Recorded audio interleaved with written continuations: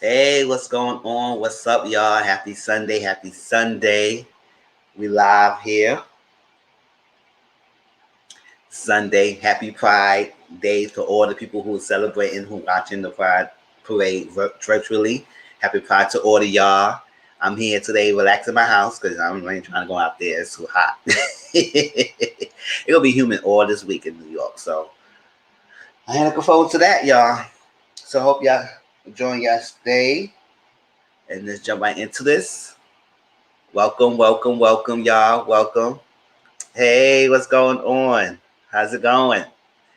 So we got a couple things to talk about to this live today, y'all. We're gonna be doing Love at the Lockup review, put a ring on it review. Hey, hey, what's going on? How you doing? Oh, it's Sunday. It's Sunday, right? Yes. Yes, so it's gonna be a good Sunday, y'all. It's nice. It's hot out there, though. But we're gonna be like the Lockup. We're gonna do put a ring on it today, and we're gonna also talk about the Mary J. Blige My Life movie that it was on Amazon Prime. You have not seen it. It's a good talk about it. She gave us a little bit more insight of how what brought about that album, what was behind the album, and everything. And what's it? That's the three, and then a little bit about Ready to Love and the couples. But we ain't gonna go do deeply. We just gonna talk about the last three couples and how y'all feel about those. Um, Hey, CM, how you doing? How's your Sunday? Yes, so y'all know I would start off with, if y'all noticed, I have posted reviews on my chat. So my encore review of last week is on there. The reality TV show edition that we did on Monday is on there with Auntie Momo, and then the catch review. So if you haven't catch it, it's up there so you can look at it. All right, let's share shows updates. I mean, it's the same thing from last time. How you been, Tracy? How's work? How's the week? Oh, well, it was busy. I hear that. Extra busy. I hear that. Sure. Yeah, I'll say we'll see you on Monday. You say you have to work, right? Work ran 2.5 hours late, Oh wow. so I was not happy. Oh, I hear that. Uh-huh. Yeah. Uh-huh. Uh-huh. Imagine being stuck at work for an extra 2.5 hours. Oh wow, for real. Uh-huh. Yeah. Child. Mhm. Yeah. See, Yes. so I work in human resources, so I do payroll. Mm-hmm. So, it was one of those, you really ain't Yeah, got no choice because yeah. otherwise people ain't gonna get paid. That's what I'm saying. That's just not Yeah. a conversation you want to ever have to have. Mm-hmm. Hear that. Sure. Oh, you still have sleep? I hear that. Sure. Oh, we will wake you up with this live today. Okay, so shows update. It's pretty much the same. I don't think I'm missing anything so far. We have Johnson Cabaret is still on Sundays on Zeus in the app. It should be done. I think this Sunday should be done. If not this last episode, probably next week will be the last episode. Davis McMahon is season 2 is on right now. It comes on Tuesdays. So we watched that. I'm just going to just watch it. I'm not going to really talk about it too much on this live, but on the channel. But it's something to watch. It's a good show, y'all. MTV Catfish season 8 is on Tuesdays as well. It's on now currently. I have been reviewing it and everything. Oh, that's crazy. Somebody wrote in my comments today on the Catfish video saying, this video is clickbait and it's not entertaining at all. I said, oh, okay. Comment deleted. I was like, first of all, I Look, think it's not is it your clickbait. fault that the show isn't as entertaining as it used to Yeah, be? yeah. I think it would say, I don't know. She said, I think she would say my review is not entertaining. But I was like, the title of the thing is say review. So if you thought it was the episode, I don't know what to tell you. So yes, and then my thumbnail is not the professional thumbnail; it's my own created thumbnail. So I was like, I don't know what she was thinking, but I said, okay. I mean, anybody gonna like the review, so right, CM, that's on MTV. That's what I'm saying. I mean, if it's an episode, then I would say something. But I would say okay. Comment got deleted. I mean, the comment got left if she had a different opinion about the episode, but she ain't saying not that. So whatever. Wonder World season 1 is on Stars on Sundays. I have been slacking on that. Well, I will catch up on it, and then we talk about that. Potomac is coming back in 2 weeks, y'all. Season 6, season 11. Oh, not season 11. Oh, season 6, July 11. Ooh. Wow. I jumped ahead last season. Yes, on Bible TV. And I think the trailer came out. I mean, it was a little trailer last time, but I don't know if the super trailer came out. I think it did. I gotta check it out. And so watch that. We'll be reviewing that. So stay tuned to that. Sisters on BET's on Wednesdays. It's the same night as the Encore. And they come back to back. And I mean, I still have to catch up on Sisters. I mean, it is what it is on that show. P Valley season 2, it premieres this year in October. So catch that. We will be reviewing that as well. Growing Up Hip Hop season 6 is good. And we talked about it this past Monday. And I ain't watched this latest episode, so I will watch that later on today. And it's on Thursdays, so it's good, y'all. Ready? Let's get ready to Lockup. We're gonna talk about that next. Married to Medicine season 8 is on Sunday. It's the reunion starting soon? Because it seems like it's mad episodes. When the reunion gonna start? Because I wouldn't know the tea on that. Shoot, I heard that freaking contestant filing for divorce. That's an old child. I think their next episode is the reunion. Oh, okay. I wouldn't know. I was like, damn, that's Scott. Oh, this is crazy, but I guess it was bound to happen, right? You know, I didn't think I didn't think Scott was as bad as he was until this season. Mm-hmm. Before this season, I was like, Contessa just does a lot. Like, I want to quit my job. I want to stay home with the kids. I want to work. I want to go back to school. I want to own my own business. I want to do this. I want to do that. So I was like, it kind of seems like you can't figure out what you want to do with your life. It gets a little frustrating. But watching her and his interaction, I was like, oh, she act like a battered wife or something. She up here, I'm sorry, I'm so sorry. I'm sorry, I'm sorry. I'm like, well, dang, I didn't see that coming. See, I can't wait to see this reunion. I sure can't wait. For real, that's what I'm saying. BET Encore is on Wednesdays. I review that show. I do my own review, and then every now and then I do CM says Scott is giving some interesting energy. I want to hear that. Like, and every now and then I do a review with Auntie Momo live. She won't be there this week because she's her celebration, her birthday. So probably next week she will be back on talking about the show.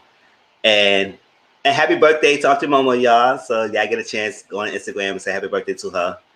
And she joined Miami with her big sister, her little sister, and baby sis and her best friend. I said, okay. Let me see. Put a ring on it. We will talk about that in this live. The season 2 is on Fridays. Yes, interesting with the new couples. Love at the Lockup, season 4. We will talk about that as well. No, season 3. It's still continuation. Season 3. It's on WeTV. It's on now. Love at the Love and Hip Hop Atlanta. It starts basically next week, next Monday. And what we're gonna do, Auntie Momo and I, and probably Tracy, if you want to, we're gonna go live after the show. So after it airs on my time, after Eastern time, because they're gonna have Central is an hour earlier, so they're gonna be watch it. So at 7, I guess they shows on 7. Oh, I show it's at 8 o'clock, right? Yeah, it's at 8 o'clock and it's on 7. So at 9 o'clock, we're gonna do a live show. And just probably like an hour, and it could be long, and talk about the premiere episode. Married First Sight, Houston is in July 21st, season 13, and New Couples. Did we talk about the New Couples yet? Mm-hmm. No. We did? We talk about the New Couples? I don't remember. I think we was just talking about it on IG. I don't think we was talking about it on Yeah. I don't think it's, I think I said I wanted to do the couples update on that. So yeah, I got to do that. So we was just talking about it on IG. Sorry about that. It was just Family of Fiance season 2 is July 17th. That's the same night that Love and Marriage Huntsville is starting. So I will be reviewing those shows. I don't know if I'm going to do a recorded version for both because it's going to be a lot. Because that Fridays and Love at the Lockup, put a ring on it. Love at the Man with Huntsville and Family Fiance. That's a lot of reviews. So I got to see how I'm going to do those. Okay. So I have a question for you. Uh-huh. Have you watched You, Me, and My Ex? You and me and my ex? No, I didn't watch that. Somebody's on that show is on the season, right? No. When I tell you that show is like Ready to Love meets Seeking Sister Wives. Oh wow. Meets like Marriage Boot Camp. It is the most crazy mix of foolishness I've ever seen That sounds like in something my I would life. watch. When I tell you, it's like, oh, I moved in with my new man and his kids and his ex-wife who sits on his lap and eats breakfast, and he moved me into the closet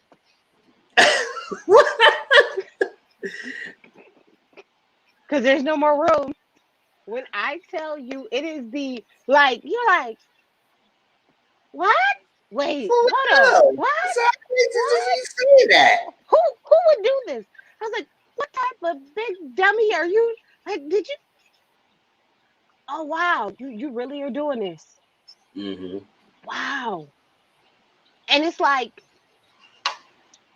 two people who got divorced and they're both like one's remarried, one is now engaged, but the ex-husband and ex-wife still really close, still bicker and argue, still vacation together, still are business partners, still spend all the time together, still go over to each other's house and cook and take care of bills and mortgage and like all this. It's like, Oh, huh, good. huh. Yeah. I'm the third wheel in my marriage to your ex-spouse. It is like it is the most mind-boggling foolishness that I have seen in a very long time. I had to drink it with wine because I was like, um, Oh, come if on, I Sundays. yeah, I was like, if I stop and think about this, I'm going Uh-huh. to be very upset. But I was just drinking wine and was like, let me just watch this foolishness, like, just for like, I was like, huh, this seems very Seeking Sister Wife-ish. But they're not together. Yeah. But they're not together. But you're dating someone else, and the other person moved into the house too. Like, I don't even know how to. I don't even know how to explain this. If somebody would have told me that this was a real thing, I'd have been like, "There's no way." Like, there's just like I would have That's never what I'm believed saying. it. It just sounds crazy. I was like, well, there must be foreigners looking for a green card. 90 Day Fiance, where they could do some weird stuff. No, but they're all Americans. I was like, wow, Yep, I saw it huh, in TLC too. I was like, oh, child. huh. Listen, just give it a chance. Look at it and tell me what you think of it. Even if you don't review it, just tell me what you think of it. Because I I'm gonna promise you, think about I was like, huh. And it's a brand new show. So I think this is only like episode 2. So it's not it. like you have really anything to really get caught up on or anything like Mm-hmm. that. It's a All right. Tracy told me a show, so I gotta look it's it up. it's a weird, it's a interesting mess. So just tell me Okay. what you think, because I think it's You, me, and next. Oh, TLC Sundays. Mizzle, could we get you on? Should we get you on next season? You, your ex, your new boo, all living together in the same house. Ain't nobody around here who's doing that one. Girl. And Ready to Love. So let me stop this real quick. Love that. So those are the shows up there. If y'all got any other shows, like Tracy just showed me a new show, so I want to check it out and see what it is about, and probably talk about it on Instagram instead of doing a recorded version. A mess. Let me check. My brand.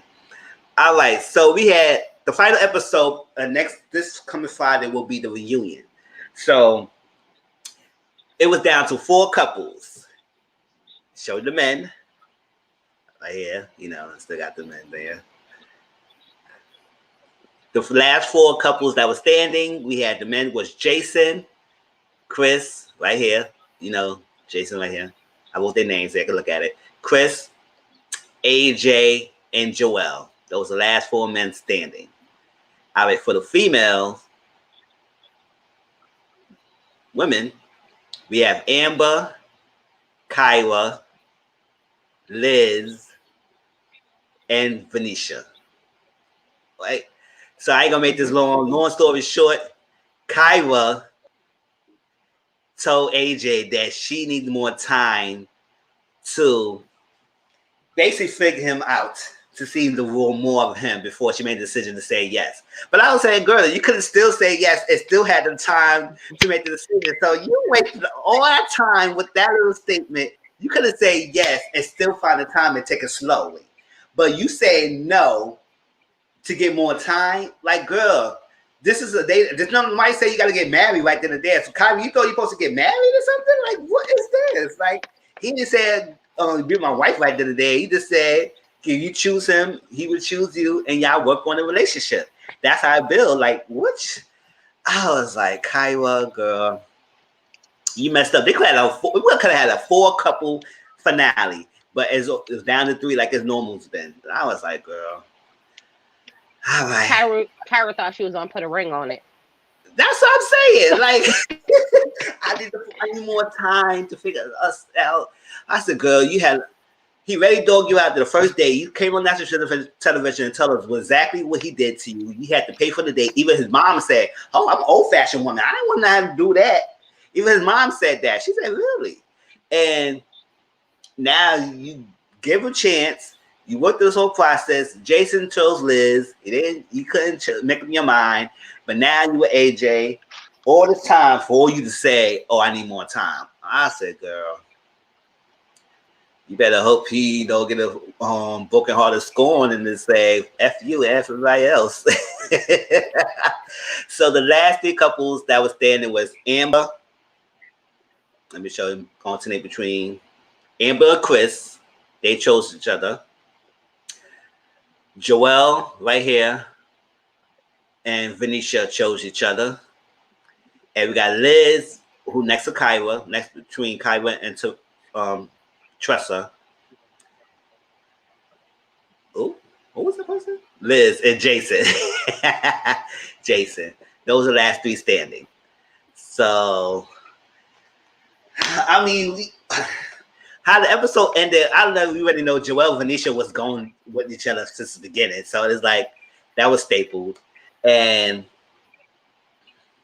Amber and Chris, when they solidified each other, it seemed like that until that Ron thing came out. I thought that was going to be the end of it. But I don't think that was it. he gave her and they good. So that's good. And the Jason Liz, I mean, if David had shown his behind and act the whole complete fool, and then basically, well, I guess it was good to him to show his true colors, because if they would get to the end and to find out that she experienced the same thing his ex-wife was experiencing, that would be devastating. So I guess that's double shit. But then the fallback person was Jason and everything. So those are the last 3 couples. So if y'all watch the show, Tracy, tell me your thoughts, how you feel about the last 3 couples. Forget this show. I have been watching all of them on their interviews, on the IG lives, and on those things. They are far more interested than anything you ever seen on that TV show. Yeah, I was right. like, wait, so that one was going on behind the scenes? Oh, wait, that's why Kyra got mad? I was like, oh, that's why Kyra's so mad at Jason? I was like, oh, that makes sense. That makes sense why she's so mad at him. Okay. That makes more sense. But then there's also things that still don't make sense to me, and I still don't understand. Mm-hmm. Am I surprised that any of the 4 couples? No. Well, 3 couples? No. Not surprised that any of them, it all pretty much seemed like, yeah, that's who they were going to pick. And because Kyra is never able to make up her mind, her not choosing someone didn't come as a surprise to me either. Mm-hmm. Because she hasn't been able to make up her mind yet. So I was like, okay, whatever. But watching their interviews and watching their IG lives and all of that has been far more interesting Mhm. than the stuff that they edited out on the show. Because I was like, so Jason being at her house Valentine's Day weekend and then picking Liz and then saying the following week, like, oh, I had my decision made for weeks. Oh, so he got some and was like, I'm gonna pick Liz. I was like, oh, that is Wow. so grimy. And I'm like, That's okay, well, fine. She didn't say he got any, but he was at my house Valentine's Day weekend. The implication is there, and it makes sense for how uh, how her, attitude kind of is towards Jason, and not feeling like he's very genuine, and da da da da da. And I was like, oh wow, mm. because he picked the lady that he's abstinent with instead of you, who y'all spent Valentine's Day weekend together. So you thought you had it locked up and in the bag. Mhm. Then he chose the lady he's being abstinent with. Yeah. Okay. Well, okay. But when I tell you I I I'm really excited for the reunion. Mhm. I'm really excited for that I mean because that too. I want to see David act a plum fool. I want to see Ron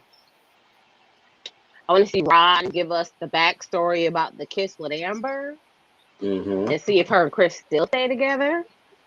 I want to see what happened with Dietrich and Stacy because they Yes. said something happened between Dietrich and Stacy and they got hot and heated and that's why she left. I was like, so y'all cut that out? This better be some of that unseen footage because on her live, it made it seem like, he got real disrespectful. And I was like, I need to see this. Like, That's I need to see this. Yeah, so yeah. they lives have been far more interesting than the show has. The show was real predictable. I was like, Yeah, it was predictable. It's like they had to edit. They edited it so heavy. They didn't show a lot of dates either. So that's a surprise. I'm like, oh, yeah. So reunion is gonna be this Friday with a new episode. Put a ring on it. So we'll watch that, and we'll talk about it next time we get on Mizzle Talk. Like that.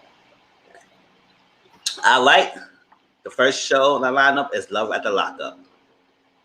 Let me see. Let me I'm gonna show find you. my blonde wig. Hold on. Let me find my blonde wig. My name is Tracy. I could talk Yeah. like this. I could talk Yes. real like, yeah, like, like, yeah, yeah, yeah. I could talk real like that. Let me go find my blonde wig. I get me Well, some casket ready white makeup. I can make this happen. Shoot. the way how they spending money and stuff for cash on these people. What? Now, What? I was Listen, like, wow. I've been running. Listen, I've been doing all. Listen, the real con is faking like you an inmate to get this money. I was like, you spent 30,000 on somebody in a year, For and real. she had to give up nothing. She had to give you none, baby. I was like, huh, huh. We've been doing something wrong, Mizzle. We've been doing That's something wrong. what I was saying. Like, The new come up I is, was like, faking it. Stan and Lisa, like, so we met Stan since last week, and he's the millionaire. And he met Tracy on Secret Arrangement. That's a site that's freaking a sugar daddy and sugar baby website. And basically, he said he got his millions doing the stock markets and building, bidding, and stuff like that. That's how he make his money. And they met each other and stuff. And then she went to jail for tampering, no, for drugs. And I was like, why is she selling drugs? We got a millionaire right by her side. It's like, I don't understand that, but Was I she said, the one for drugs, or was she the one who did the car? they were Was she saying, drugs? Maybe she is drugs. yeah. Because I said that, yeah, I was mentioning that he said something that she went in prison by selling and drugs like Oh that. yeah, oh yeah. And I said, oh my gosh, really?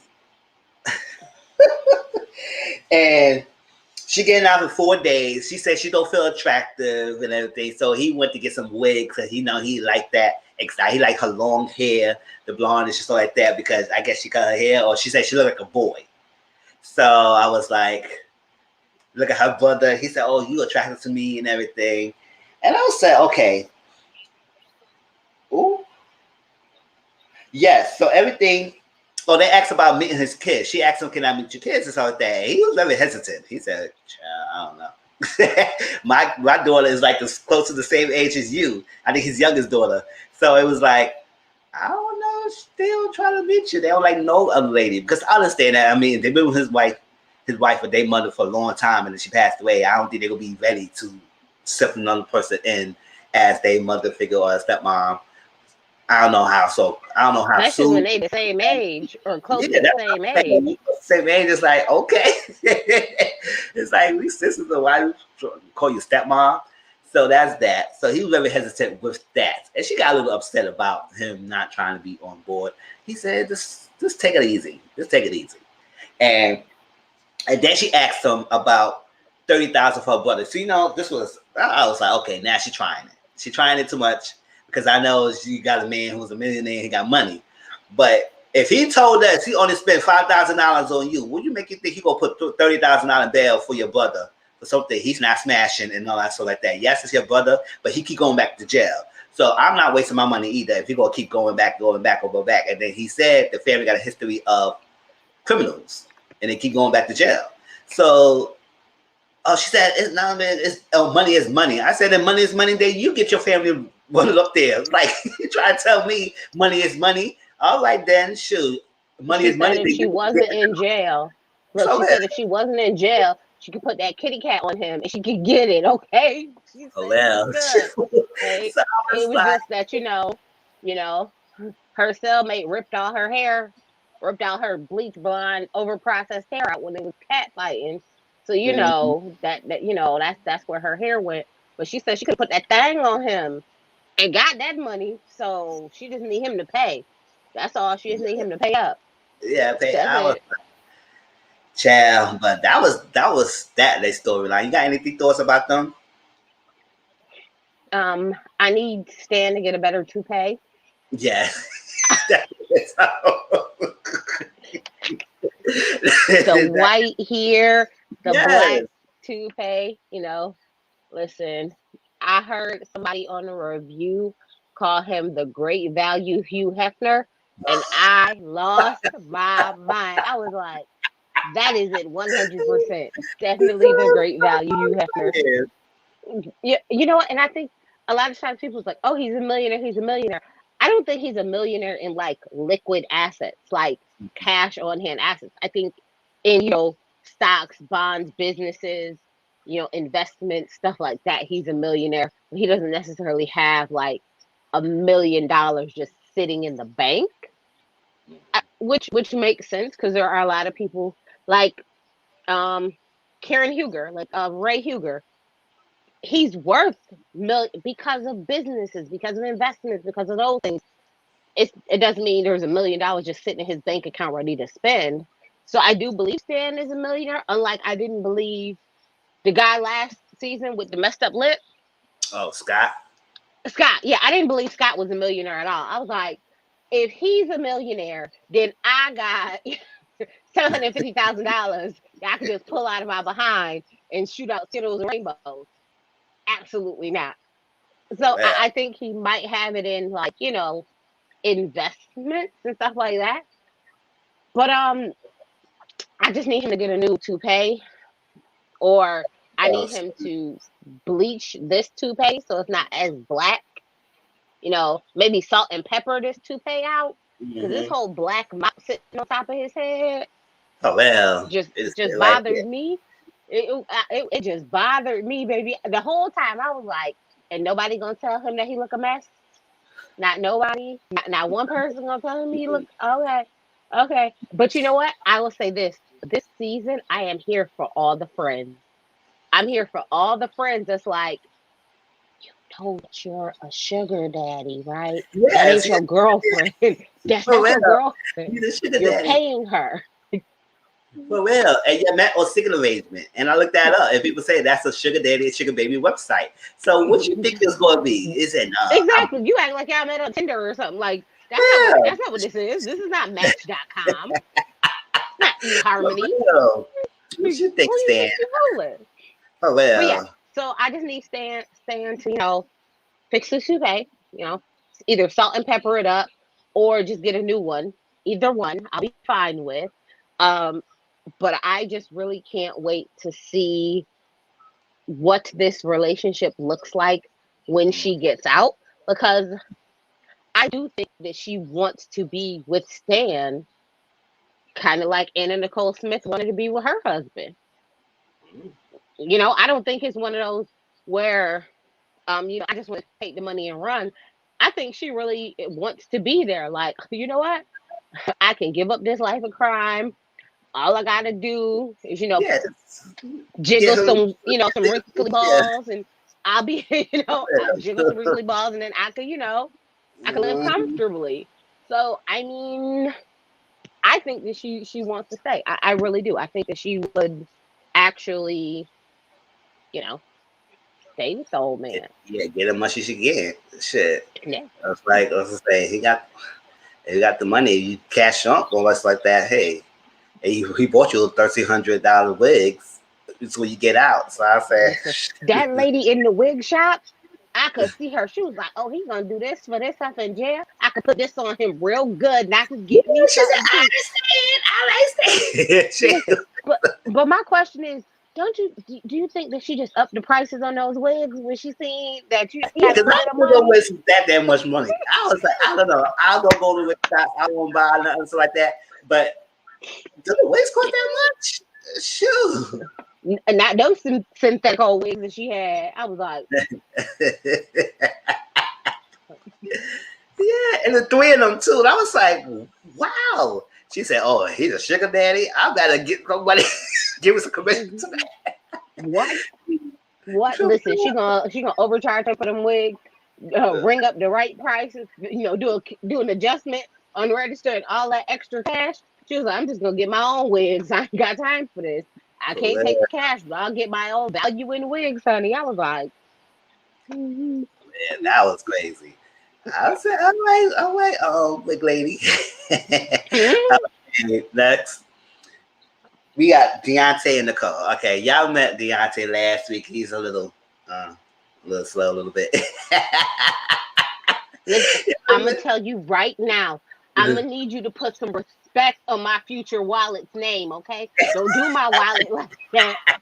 Don't do my wallet. Because I'm about to get me a blonde wig. My name is gonna be Yes. Tracy. It's nice Okay. and Caucasian-esque.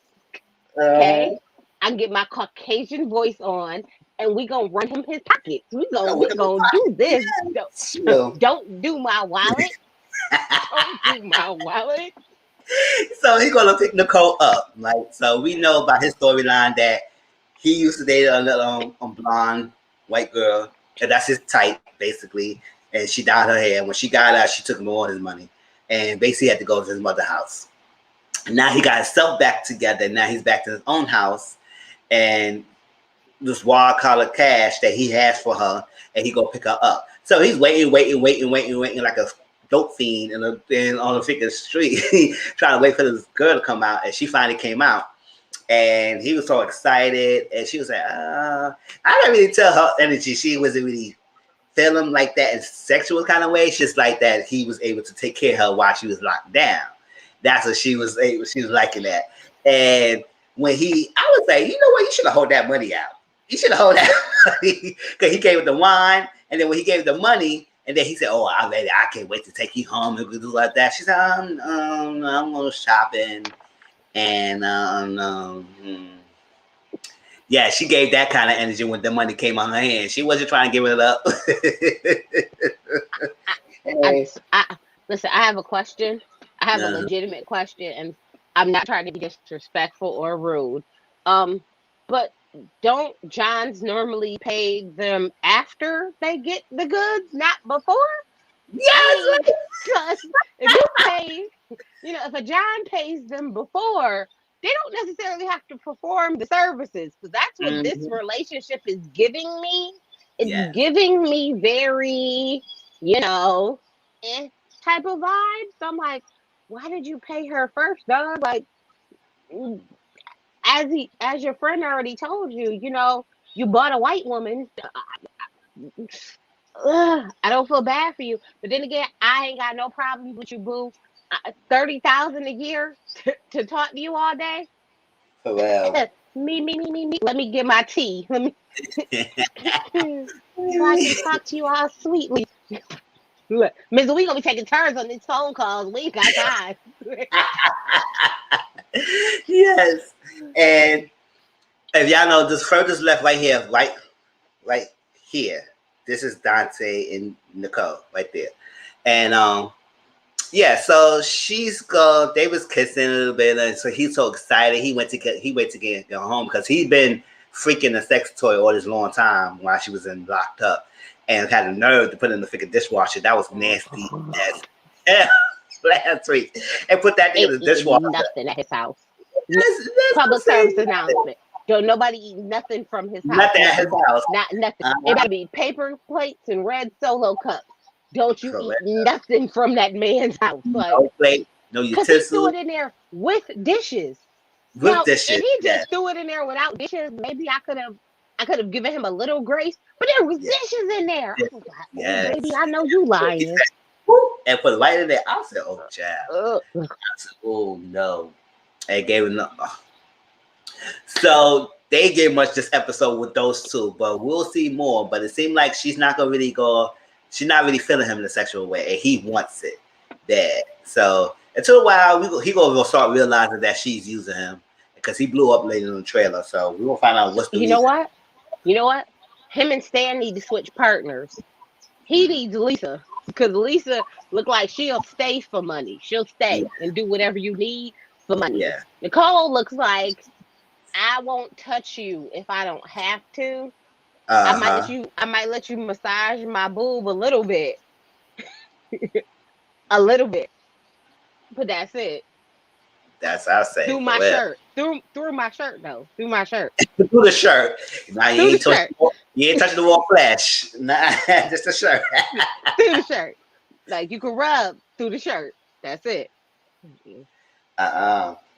But that's that. So we will see a little more of that. I mean, besides his stature, I mean, he was working out in the beginning of the episode. You could tell he got little muscles there and everything. Oh, you can tell he's a former Marine. Yeah, you can tell. Like he's a former Marine. He definitely kept that.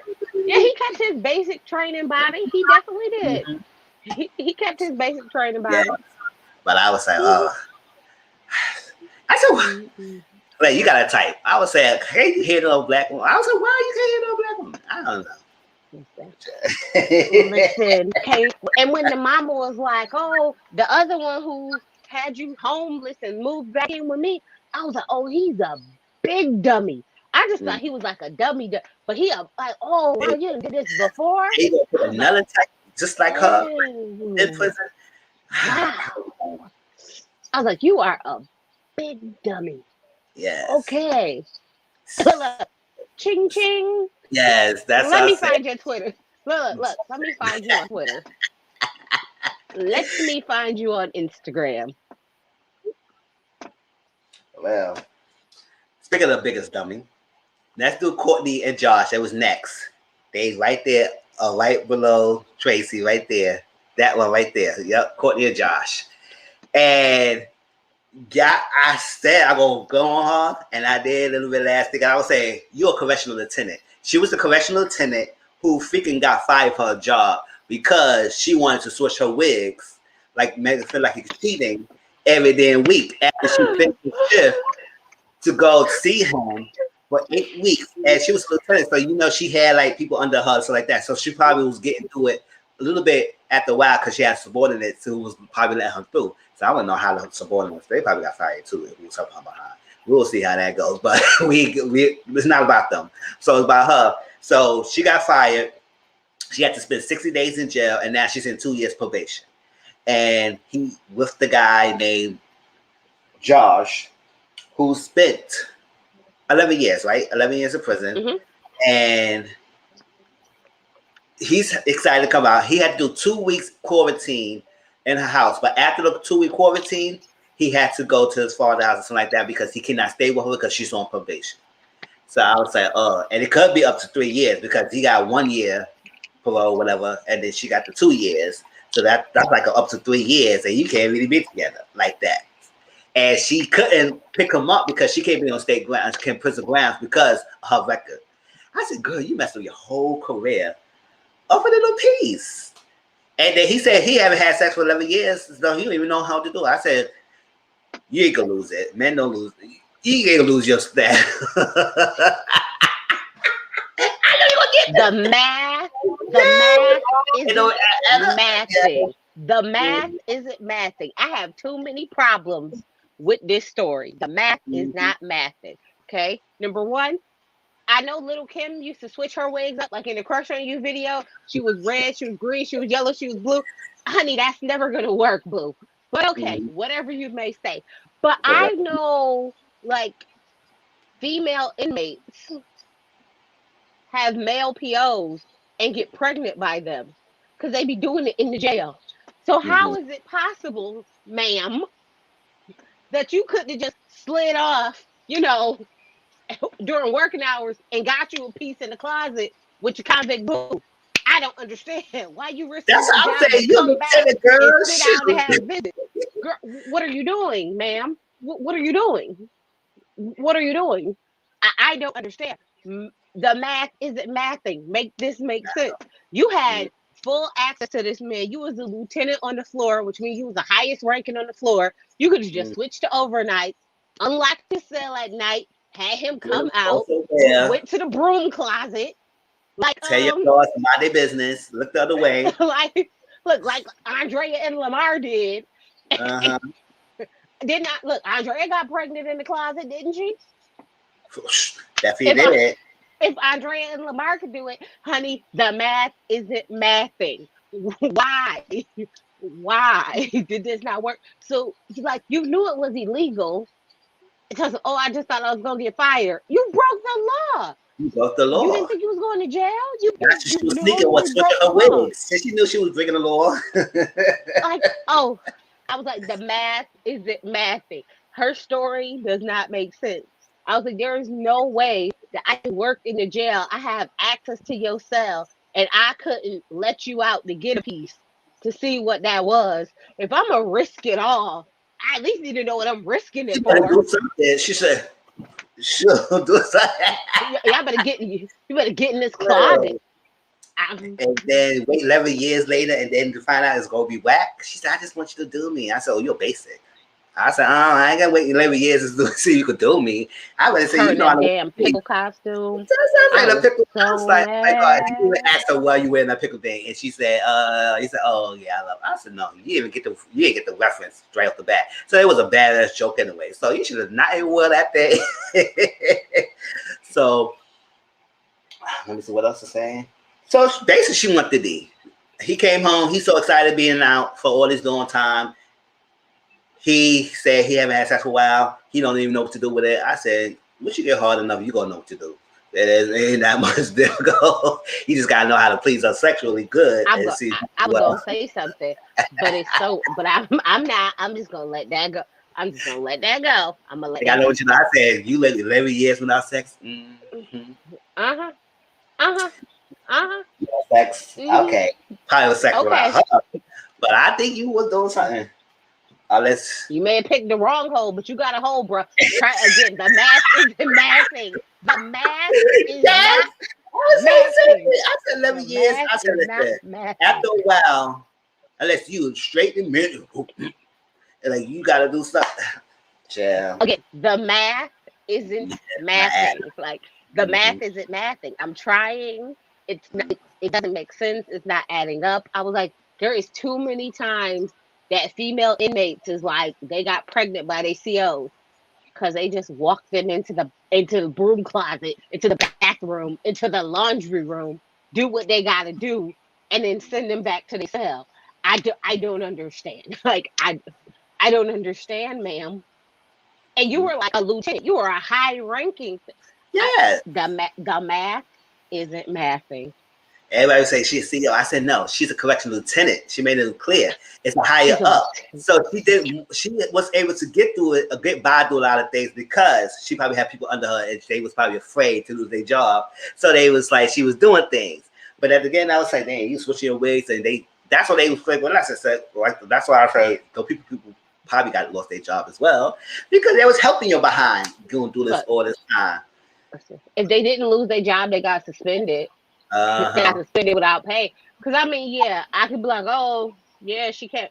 I didn't know why, but I don't know why. Yeah, I mean, we do know women who change. Look, I know women who change their hair like they change their drawers. Every time you turn around, they got a different style, different look. So it's like, okay, all right, I didn't think anything of it the first couple of times, but I was like, but when you check the ID and she was using somebody else's ID, or was she using her own ID? Because I mean, technically, yeah, she had access to like she was just coming in on her days off. I don't understand. The math isn't mathing. Again, the math isn't mathing. Because for me, if I really wanted to see you, I would just go, work an overnight shift and do what had to be done. Well, shit. But now you gave up your whole career and went to jail, and now you're on probation, and your hot water tank went, and you didn't fix it so he could have his stuff, and this is now your life. Yep. And I forgot, married, and this is her third marriage. And I said, girl. When she got married by double proxy, I was like, I said, girl, your life is all messed up. I went all for television. Lucky we TV clear you up from this television show, girl. No, but here's the thing. I wonder if she's gonna get like a nasty, because the attorney said like it's up to her, to the probation officer or to his parole officer if they want to let them be together. So I'm like, if you get a nasty PO and he has a nasty, if the probation officers are just nasty and the parole officers are just nasty, they're definitely gonna keep y'all apart. So she better hope she gets somebody cool, because here's the thing: if you're going to be on TV breaking the law, you're going to be on TV breaking the law to be with this man. Like, they ain't gonna watch the playback and violate you both. That's what I'm saying. I was like, girl. I told you, the math ain't mathing. The math isn't mathing. All right, let's move on to Rachel and Doug. It's right next to Courtney and Josh, right there in the corner, top corner right. Yep, right there. And Dum ditties. He getting released in 2 days. This guy, he is emotional. He's emotional female because he got on that phone right when she answered, already fussing. I said, "Why are you fussing?" And said, "Oh, you didn't call me." I said, "She can't call you. You had to call her." So I was like, number one, I take offense to calling him an emotional female. That's very offensive. It's offensive and disrespectful to me. I don't want him. Okay, he's not an emotional female. He is an emotional toddler. Okay, we're gonna put him where he needs to be in the category of throwing temper tantrums like a doggone kindergartner. Emotional child, and I was like, "Why is he fussing already?" Instead, yeah, he antsy because I gotta go to his PO and find out the rules and regulations. I said, "Don't your PO come and visit you or something and tell you the details of what's going on?" Like, I don't understand that. It's like, don't you meet your PO every now and then? So why you need to have? They come out, they do a home visit, they make sure that he's cleared to stay there. That's the only time she'll see him, like without him being there as the parolee. But yeah, no, they just come to check out to make sure that where he's staying is cleared to stay. But after that, if you want to talk to them, you got to find them jokers. They like the police. They don't come when you call them. You got to find them. You gotta find them. Search for them. You call them and hope they come a few hours later. Like, yeah. Okay, I called you Thursday. Busted. She got to find out the details. I say, okay, you good, Rachel, because all this screaming and her fussing on me. I was like, listen, you outside in freedom. He's in a freaking prison cell. So what you could do? All right, I'm doing something else. I would have him talking on the phone. I had my phone sitting on the counter going, I'm doing something else. I said, oh, you still talking? Okay. I was like, come on now. You have to listen to the phone. But she doing that. And she mentioned to her mom that, because she didn't mention the price last episode, she gave him $30,000 of hotel, gas, food, calls. I said, girl, that's a lot of money. I said, Why these people, can't her and Deontay just get together? that's what I'm Because saying. Deontay spent 30, she spent 30. Why couldn't them two get together? They'll have a whole prosperous life. They had $60,000 just to throw away on an idiot. That's what I I'm saying. mean, I was like, oh my gosh, that's a lot of money, girl. And and then she said something that he would go so crazy as getting her name tattooed on his manhood. I said, oh no, she didn't. I know he. Oh my gosh. I mean, Young Jock did it. Yes, he did. Young Jock did it. I Yes. mean, I was like, oh my god, this is some obsession kind of thing. So, and then she took care of his son, and I was like, oh girl. I'm about to say he better be all bark, because if he's biting the much that he's barking, I said you better run, girl. You better run. We can't save you. Hope WeTV help you, girl, because we can't help you, girl. Sure, because the way how he acting up on the phone, imagine how he is when he get out. And I can't. when she said he had only been free for 40 days, that's the Mm. longest he had been He's free a in long between. time. He's been free for 40 days, so he kept going back to jail. I said, girl.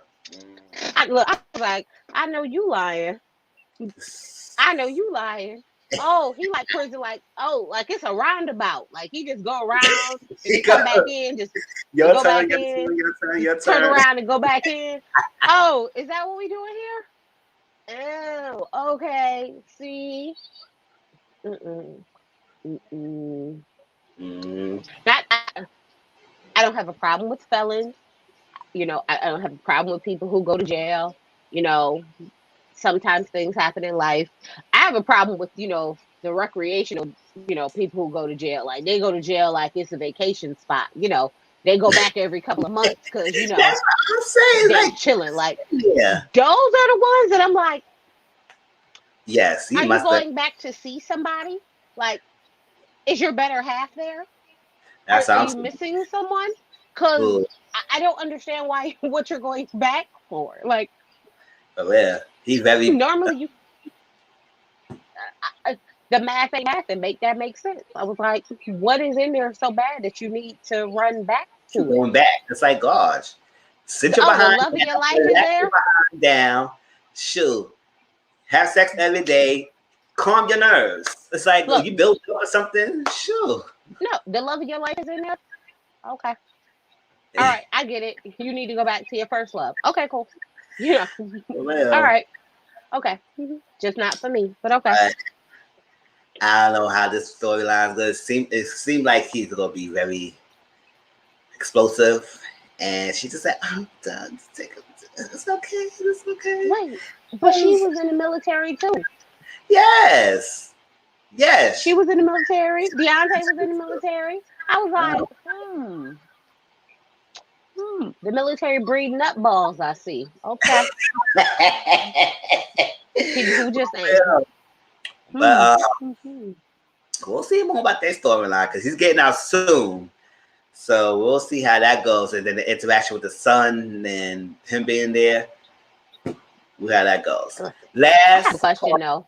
Where is this? Where's his parents or his baby mama parents? Why is the son with the wife that he just met and don't know? Like, is this the Yes, most stable household he's been in? Like, where's that's the what I'm saying. family? I said, what is where his parents at, or the grandparents? Because you already would go to the next kin of his grandparents, aunt, uncle, somebody could take the son, but nobody around, and she take care of this. I was like, she's good. She's good. And I was like, pray her heart, because that kid does need a stable home, but at the same time, why it had to be you? So I ain't even been with this man in real life before, Well, and apparently she got a type too. Her and Deontay both have types, big dummies. I was Oh like, yeah, this because is the her third first time. husband was a felon with a drug problem. I was like, Yes. okay, your felon picker is broken, honey. Yeah, so yeah, this is the third time she's in a relationship with an inmate, and she think third time is a charm. I said, oh, okay, eating up the charm, so we be good, all right? Okay, lastly we have Brittany and Ray, right here, this couple right here. So Brittany, she's going to her father's birthday celebration. I said, girl, now why you gonna pick that time at all times to tell your father about your freaking principal and the mom and your sister and whoever the other family was there? I was like, girl, you blocked for punishment.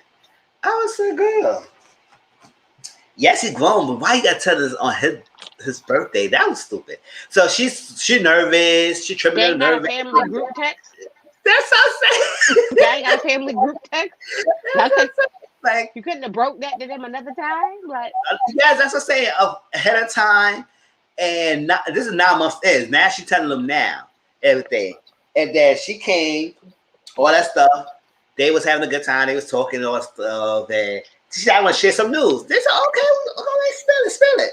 She said, "I got a boyfriend and everything. Every day for 9 months, and I will tell y'all straight up the fact." He said, "Oh well." You didn't tell us straight up, because straight up with me, you would have told us when you first met him. But at the same time, I said, listen, when you first met someone, you gotta understand if you're gonna be long term and stuff like that. I ain't gonna have everyone meet my parents all the damn time. Every time I first meet someone, that's messed up. So you gotta wait a while. So that's not a big deal that she waited. But the thing that should be a big deal is that it was an inmate because of her past experience. Her ex husband or something like that was abusive, beating her and everything. He was an inmate. So they correlating that as like, listen, you went through this whole process with someone who was an inmate who was beating you behind, and we traumatic from it. We traumatized. I said, oh, the person will be traumatized, the person who got beat up. Like, how y'all so traumatized? But at the same time, I understand that you will feel it too. But at the same time, it's like, so, but it seems that she that traumatized because she's going on the next one. I mean, yes, not everyone is the same type of person, so you can't look all of them as abusive and everything. And he's went to jail for possession of narcotics. You can't leave all of them possessing. Because some people went to jail for less charges than what he was going to jail for. And they okay, they just had a messed up system. But she went to tell him, and the mom said, "Oh, I'm not here for this." Or the mom was saying, "Nah, I don't want to see him and everything. He's gonna mooch off for you. We don't want nobody mooching off for you and taking your money because you make money for yourself and you're well-rounded woman. Why you can't have someone outside who match your energy, who match this?" I said she like the bad boy. She like the guys in the prison. That's match her energy. Like, that's what she I like. agree with the mother. I agree Yes, with the mother 100%. I agree. I agree too. 100%.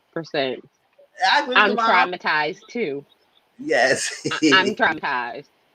It's a traumatic experience. Yes. Absolutely. When I have to watch my child being, you know, abused by some, it's traumatic. I agree with the mama. Mm-mm. And apparently her felon picker ain't good either because she picked bad felons. So, I mean, Basically. it's not like she pick a felon who just keep going back to jail. She pick a felon who got abuse issues. So that tells me your picking skills ain't that great. That's how So I'm I'm looking at you with the side eye for your felon picking abilities. mm-hmm. Nope. I agree, mama. I agree. And plus sometimes you know your kids.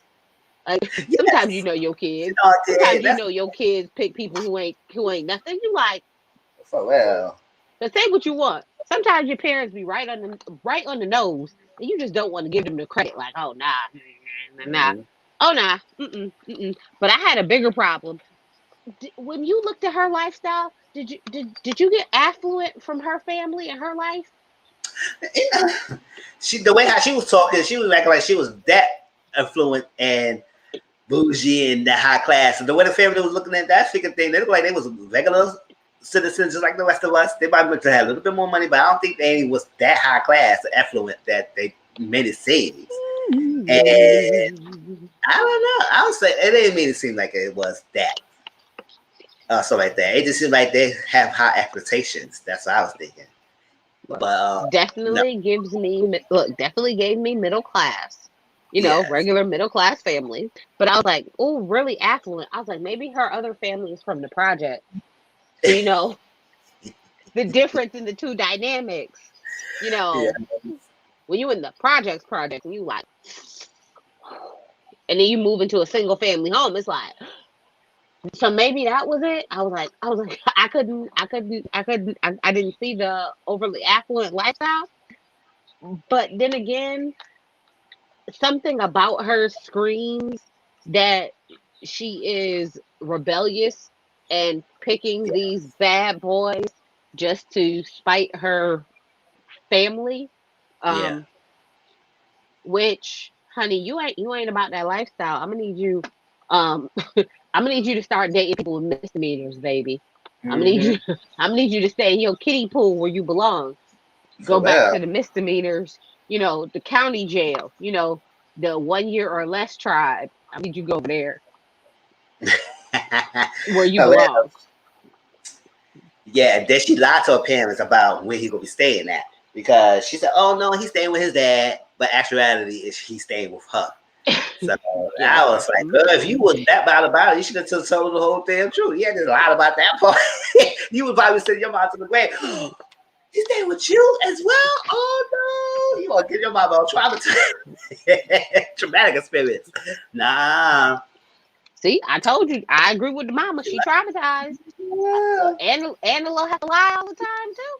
for Oh, the real. truth ain't in you. Oh yeah, no, Yeah, I agree that's with the what I'm mama saying. wholeheartedly.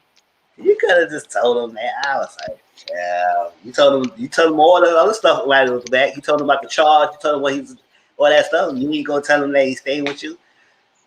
God, buddy. So you must not be all that I wonder. hardcore. I wonder if the family either like put something in on her place.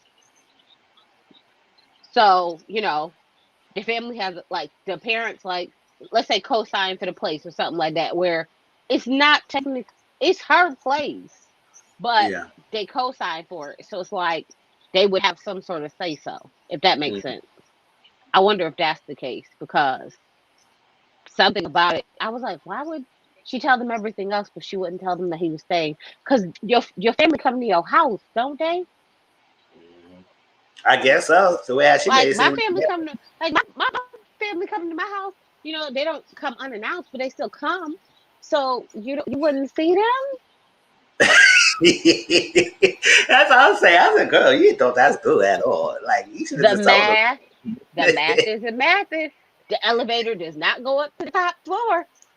Not to all these people. Sure. Mm-mm. That's the common theme. Like the math ain't the math. Child. So that was the second episode of Love After Lockup. It seems like it's gonna get interesting. It's gonna continue to build up, build up. We still ain't get one couple that ain't showed yet, Anissa and Jeffrey. And we still ain't seen no pictures of them yet. So I don't know what's this mystery about. I mean, we see the picture of her a little bit, but not of him. So we'll see. We have another couple that they didn't introduce yet. So we'll Is see he how that not gonna make it out of prison? Like, what was it? What was that boy name? Was it Lorenzo? Remember, it goes. was a black couple, and he was like paying her rent, and he was like a big drug dealer in Florida. Remember, and she told her family about the guy, and he never got out. Oh no, I don't remember that. I don't And really what was remember. his name? Let me look it up. So I'm like, I wonder if it's gonna be like him, where Oh, well. he never like makes it out of prison. That's why they will get no pictures of him. Yeah. So next thing is put a ring on it, but push pause real quick with that. If it's entertaining people, let me have to do something real quick. Hold on.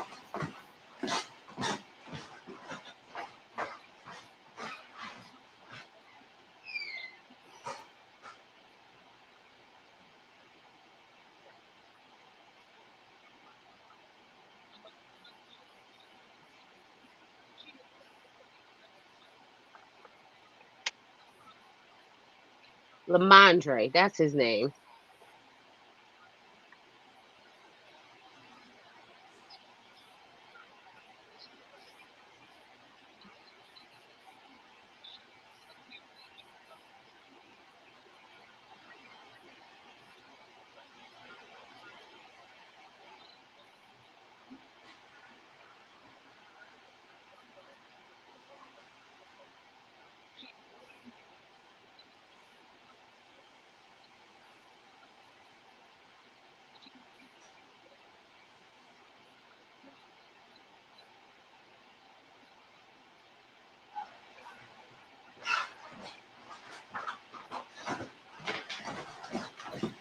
Okay. Let me see. It was Lamondre. Oh, okay. So is it gonna be like Lamondre where he never gets out of jail? That's why we never see him? That's what I say. It's the last guy, mad famous. Who's that guy? Are you talking Well, about put a last ring one. on it? Oh, we didn't get to that yet. You talking about put a ring on it, or you talking about the last couple we talked about on Love at the Lockup? All right, so let me share. None of them fools better be famous. Okay, let me see. Put a ring on it, cast. All right, y'all. So put a ring on it. If y'all don't know what that show is about, it's a social experiment where Love at the Lockup. Oh, who didn't show his face? Yeah, I don't know. We don't know. No, he was a drug kingpin in Florida, so he got tons of time for drugs. But he still was running a very lucrative business because he was paying his girlfriend's rent, and apparently they still together, and he's still paying her rent. Oh, okay. Well, she's the Listen, captain. listen. If you gonna get a felon, there's levels. That's the type of felon you need to pick. I'm gonna need you to pay me to date you while you in prison. That sounds. That's what I'm saying. Keep it, That yeah, keep it. That's what I'm saying. that Shoot. sounds That's like what we need to be doing. That's right. Have your lawyer give me checks every month. Yes, this is the way to go. how you doing, y'all? So put a ring on it. It's a show that comes on Fridays. It's the second season. If y'all don't know, it's a social experiment where they spend 9 or 10 weeks in the process of why they haven't worked down the aisle and why didn't they get proposed yet? Why they didn't take the next step? They're in that space that they want to take that next step, but they haven't got to that point yet. So it's 3 couples, and they sit down with a relationship coach who is Nicola Beach. And show what she look like right here. Ooh. That's it right here. That's Nicola Beach. And she's a relationship expert. She has years experience in working with different celebrities, athletes, entrepreneurs, leaders, clergies, and helping them do their relationships and stuff like that. And she's on this show to help this next set of couples get through the process. And at the end of the process, during the process, they talk about their relationships, what's their issues. They do counseling session with her. They sometimes do one-on-one sessions. And the bigger kick it is that they go on dates on a weekly basis. Both the men and the females go on dates. Now, what I didn't like the last season, which I think they did a good job this season, is that they had the couple was going on these dates, but it was a lot of boundaries and rules and stuff set, so they couldn't fully permit and process to the experiments. And I said, just let it be free. I mean, I ain't saying you gotta go out there being crazy, but at the same time, your decisions will let me help me make my decision at the end of the week. Not end of the week, the end of the 9-week process. So this season, they are taking away the boundaries and rules. There's no boundaries, there's no rules on these dates. And you have just let it be free. And the decision you make is what you control. You control. You can't control what somebody else do. It's like that because that's not an individual. Even though you're in a relationship process. And y'all all sign up for the show. So obviously, y'all sign up to get the free dates. I mean, I ain't knocking y'all get the free dates if y'all will get the free dates. But at the same time, just hopefully it will help you make the decision at the end of the season. Because the last season, you know, Ashley, she said yes, even though she wasn't feeling it. After a while, we know they're not together right now. They split up. But at the same time, she didn't want to embarrass him on national television. So she actually just said yes, even though at the process, she wasn't feeling 100% with committed with him. And it was just 1-day course. And I think Michael Shea is not together either. I gotta find out more about those two. The other one we haven't heard about them as much. Tamika Ray. But the other two, yeah, I don't think they're really together now. So this season we got 3 new couples. Alexia and Darian, LaSwanda, and they say Jay, but the show is Sean. I don't want to get Jay on this website. Y'all didn't know your own people in the show. And Eric and Jessica. So let's start with LaWanda and Sean. All right. So Tracy, how you feel about this first episode so far? Before we get to the couple. I think that she wants to be on the show, and he's just coming there to pacify her, because he just seemed like he wasn't really interested in dating, like actually dating for the reason of the experiment, to try and figure it out. He seemed very like, from my thoughts, is he doesn't make enough money to afford to be able to give her the wedding and the lifestyle that she wants. So that's why he's not committing to the marriage with her. It's not, that he doesn't want to get married. It's that, financially he can't afford to marry her the way she wants to. But he's going through this experiment to try and work on some things, probably to make himself okay with allowing her to pay for some things for the wedding, because I don't think he wants anybody else but her. And I found it funny that she was like, his date looked nothing like her, but the other couples, the people that they went on dates with, look a lot like the lady. So I was like, I wonder if there's really something. Dates too. I will show you the picture of the dates, because I took the picture of them. I was wondering if it was really something where, he really doesn't want to like do anything, because he doesn't want to do anything that'll mess up his relationship, because she seems very controlling. Yes. And so it's like he's like low-key scared to take one misstep, because he's already on shaky ground, because he don't make that much money. Does that make sense? You know how when like you're not doing something right, so you're like walking on eggshells, and any wrong thing that you do is going to be that's how I feel from this couple. Okay, yes. So LaWanda and Sean, they've been dating 3 years. So LaWanda is a super successful woman who is constantly leveling up, and Jay is a successful comedian, because he did mention that he's an entertainer, comedian, all that stuff like that.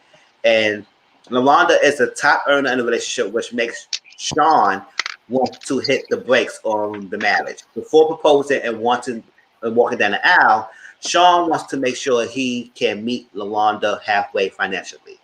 And I will keep their picture up while we discuss them a little further. All right. Thank you, Dakota. How you doing? Thank you for the super sticker. I really appreciate that. You always coming through. I love it.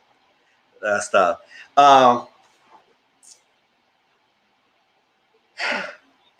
He mentioned about the thing, and I do understand a little bit why he wants to be stable and to be financially be able to be match her and everything.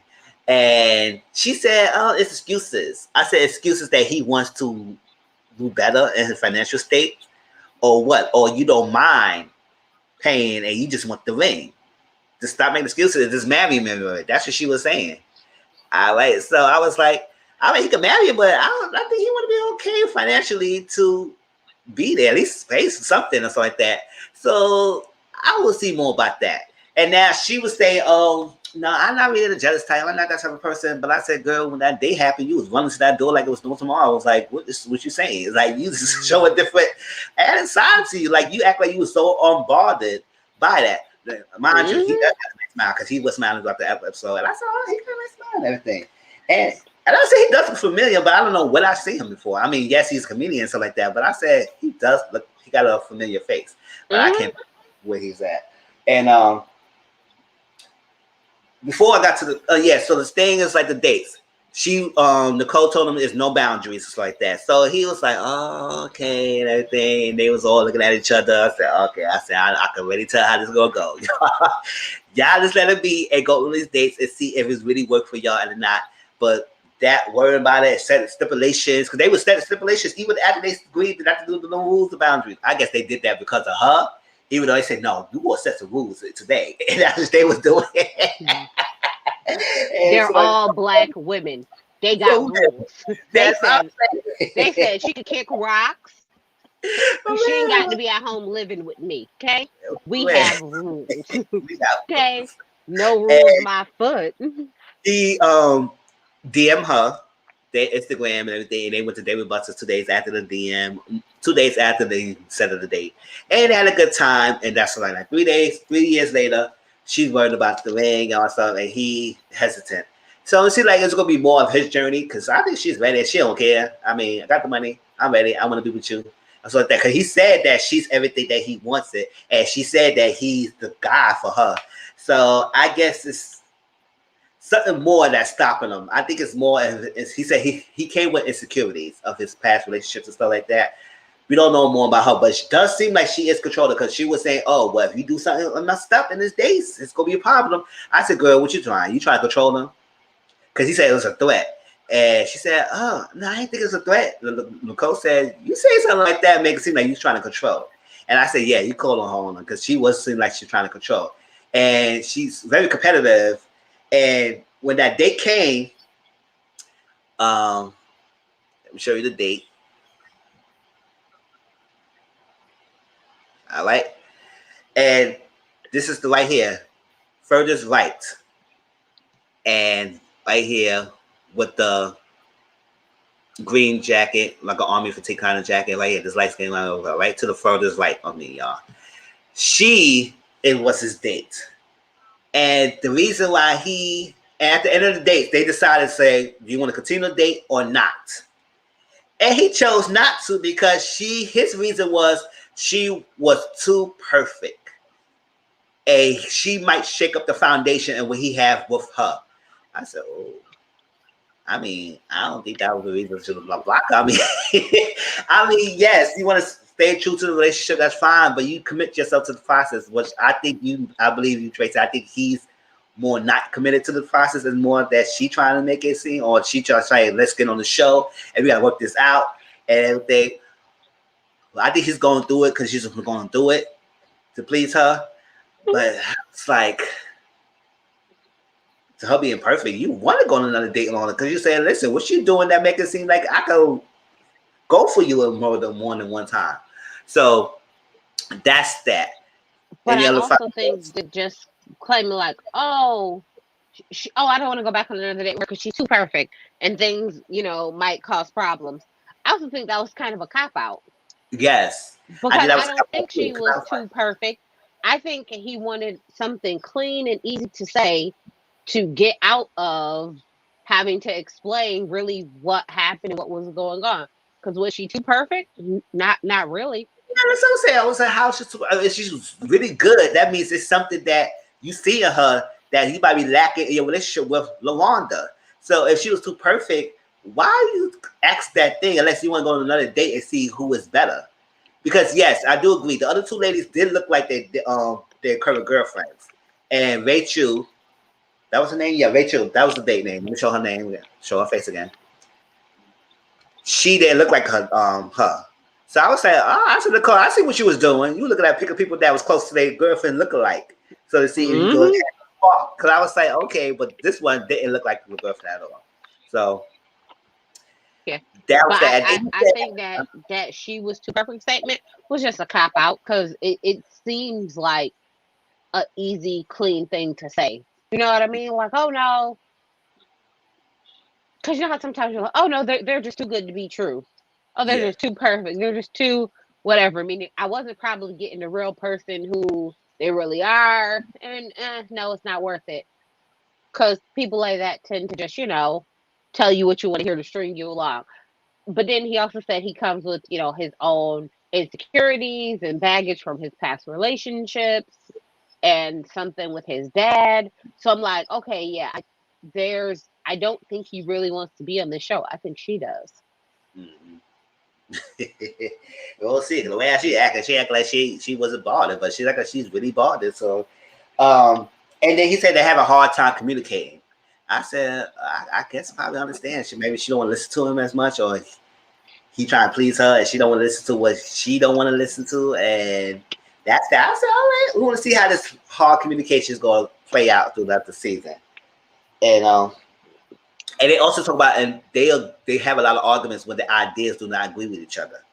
So I said, what's these ideas that's coming up that's not agreeing? If y'all always constantly on arguments, that's probably the reason why y'all not getting married right now, because y'all having all these issues. So we'll see more of Amanda, because it seems like she's gonna show up a little bit more because she's being very poised right now. But we'll see more because he's giving more of his emotions and his feelings and why he feels type of way. And she's really like, oh, I'm not bothered. I said, girl, but you ran to that door like a freaking Speedy Gonzalez after you did. You bothered really well. Exactly. You ran to that door like was no problem. He said, hey, hi, we give hugs, hey. I said, No girl, one giving sit hugs? yeah, Hugs? yeah. I was like, okay. All right, LaWanda, we'll see what you're doing. All right, so next, exit out. Ooh, ooh, I don't want to exit out the couple. Oh, never mind. Who was next? Let's do Alexia and Darian. I mean, they cut off his head a bit, but you could tell what he looked like. Oh, he's a very theatrical. I say he was very theatrical in this freaking episode. Like, they've been together for 14 years, dated for 14 years. I said, that's a long time as itself. I said, Alexia, why you stayed with him all this long time? But we get to find out more about her because she out of all the ladies, her and Jessica, especially her, was very pissed off about the dates or pissed off about them processing and going through these dates and being excited about the dates. And she was very vocal about that. She didn't like it. This couple is on and off again. On until they're off again. After a decade of dating, the two have finally moved in together. Darian does not seem excited to walk down the aisle, and Lexia is putting on the pressure. I said, when's this when you was putting on this pressure, girl?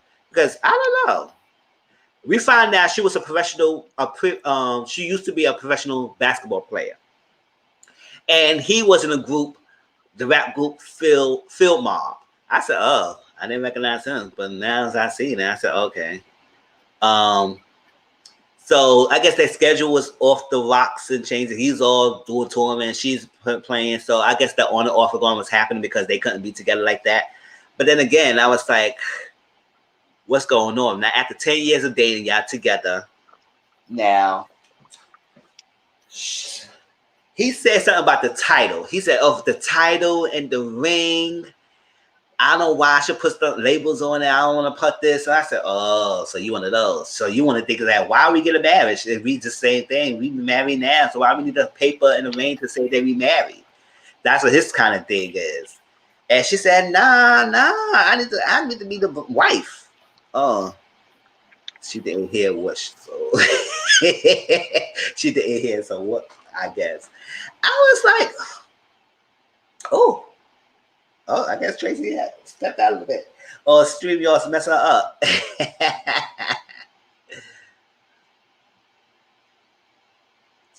All right, Tracy might come back on. All right, okay. StreamYard again. If I get one more stupid FaceTime, So he said, it just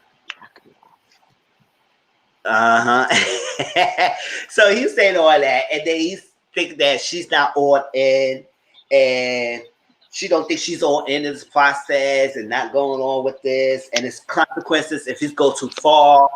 I said, oh, what's the consequences? I don't know what's the consequences are. You've been with for 14 years. So she's like, oh, I trust Damon to a certain extent, or because he's a man. I said, that's a basic answer. I said, what he has been doing to you that make you feel like you can't trust him?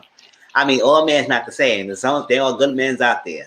I mean, that basic, because he's the man, you can't trust him. I was like, okay.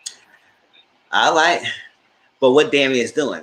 Now, Darian went on a date with his girl named Shamara. No. Kai, never mind. Kai is the middle girl. She's right here. Kind of look like Alexia. So I said, okay, we'll see how that Zimbo's going. And he's feeling the date. And based on the trailer, it seemed like he will continue on seeing this lady because Sean said no because she was too perfect. And we will get to Jessica Eric and why his excuse was. But Kai, we didn't get his decision because it cut off to the next episode. It cut off, and we will see his decision later on. But it seemed like based on the trailer, he will see her more often. So I want to know what Kai is given that make him seem like he could continue seeing her. Because I guess she had that strong personality. She knows what she wants. She was giving her conversations. And when he was talking, y'all, he's talking like he's conceited, but at the same time, very theatrical. Oh, yes, I like this, and I'll let you know if I would kiss you. This, that, 20 minutes in that date, we was kissing on each other. I was like, all right, what's all this? Like, he was going all theatrical. And he also talked around in circles, because Alexia was asking questions about the date, and he was beating her out of the bush. I said, can you go straight to it? Like, oh, the girl got this kind of body, and she got this breast, and she got this behind, and this is that, and she did this some way. I said, oh, what's she trying to say? Like, you like her body? Like, this is that, and you try to compare her, and that's what make Alexia start getting upset. Oh, you're not comparing me to another bee. Like, what you going to do? You can't compare me. And I like just how he was talking and being theatrics and beating around the bush and act like he's got this, because he said, "Oh, people like me and I'm goofy." And I was like, "Oh snap!" What you think about Darian and Alexia? Because there's something more to the story. I need to know why she was sticking up to so long. Because she said she got a timeline and she pushing it. And I would say, but girl, 14 years. I guess your timeline really passed. But what's your thought about this couple? I have mixed feelings about them. Uh-huh. More so with Alexia than with Yeah. Darren, Yeah. because Darren gives me like real. I used to be a popular artist and I had groupies and I had Mm, this and I had that, so I shouldn't have to do this, that, and the third. He gives me very Chad Ochocinco vibes where yeah. I do stuff just for a click and a view and to spark controversy, and I do these random things, and I'm a bit extra.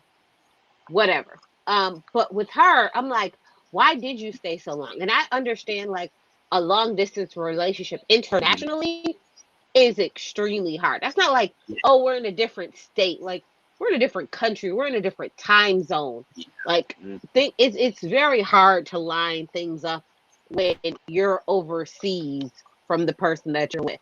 So I'm like, okay, that piece I understand. I understand that. But Yeah. is there something more to it than that? Is it we split up and he slept with other people, and so I look at him sideways? Or was it we were together, he slept with other people, and he used the cover of, oh no, we weren't together because we were, in two different countries. So we went months without seeing each other. So we were together, but not together. Like I do what I do, you do what you do, and then when you come back home, we'll get back together, kind of deal. So it's like I look at it more so for on her side, because even when she said like, oh, if he goes back on the second date with her, that's Mm-hmm. disrespectful to me. Like, but Mm-hmm. isn't that the point of the show? That's the point of the show. Yes. So I So said, how is why? that disrespectful to you? Like there's some deep rooted insecurities and issues going on there with her that I Mm-hmm. want to know, is it because of something that he did? Or is it Yes. something from like a previous relationship that you are still holding on to, that you're, putting on to him? Because you know how sometimes it doesn't even necessarily have to be the person who did anything, it could be Yeah. the previous relationship. So Yeah. you're harboring these feelings towards it. So I'm like, I need to know more about her, because when she was like, oh no, if he goes on a second date with her, I feel some type of way. I was like, Yeah. But I was I like, didn't that's watch the show last season, but from this season, it sounds like, to see if y'all relationship is really solid and if y'all could get married, they kind of want to find somebody who they would be really interested in dating outside of you, and they still want them to still choose you, because that's kind of what marriage is. I wake up every morning and I still choose to be with you mm-hmm. instead of going out and finding something that I think is better. So I'm confused. Yes. That's what I'm saying. And she was very, it threw her pause because when she on the they came to the house. Oh, what he did when you and then when she asked the question, what he did when he opened the door for you, I said what he usually do. Like what he kissed the girls, like he hugs them, like what he do usually do. Well, I don't know, And I was because they said they kissed 30 minutes after meeting, so yeah, that's what I'm maybe saying. he is So what, maybe he is a kisser. I don't know. that's what I'm saying. I said what he did. Like he just definitely answered. And yes, he was excited for the day. So I like how he's so excited to be on this date. I said I don't know because he did mention that how he wasn't getting much excitement. He usually got that when he first started with Alexia. They used to have a good time. He had fun. He said, "Oh well, I don't know why you try to compare me with her. And I'm not her and everything. And when we get married, we can get that good times." I said, "No, because at the end of the day, even though you relationship, you still gotta have that fun time. You just can't lose yourself and stop that. You should still date the person that you're with. Yeah, yes. So to stop that, because you with him for this long time, and so you hopefully get the ring, it's not gonna make him go any further. Now at the same time with him, he using that, oh, well, it's a marriage, it's a paper, it's a ring, it's no big deal. I said, listen, it's either he don't care for marriage like that, and you pushing it for some reason, and it's not gonna work. So you gotta figure out if he really wants to be married. If not, then you gotta move on, Alexia. But you trying to make these demands and pushing them and all that stuff and threatening and consequences gonna happen and trying to do something and get yourself all worked up and upset about it. I said, girl, this is a show you should have been on. You should have been on marriage counseling and just that and not be on dates. Look, he's a former he's a former he's a former celebrity. They could have definitely went on marriage boot camp, because marriage boot camp takes couples that are just like dating. Yeah. They don't even have to be married. They take dating couples. Yeah, who's Phil looking to work past some issues. Years. So they was like, oh yeah, it's Phil Mom. Yeah, I grew up listening to your music. Yeah, they maybe will probably have on marriage boot camp. Then you have to worry about other dates. You just have to worry about solidifying your marriage.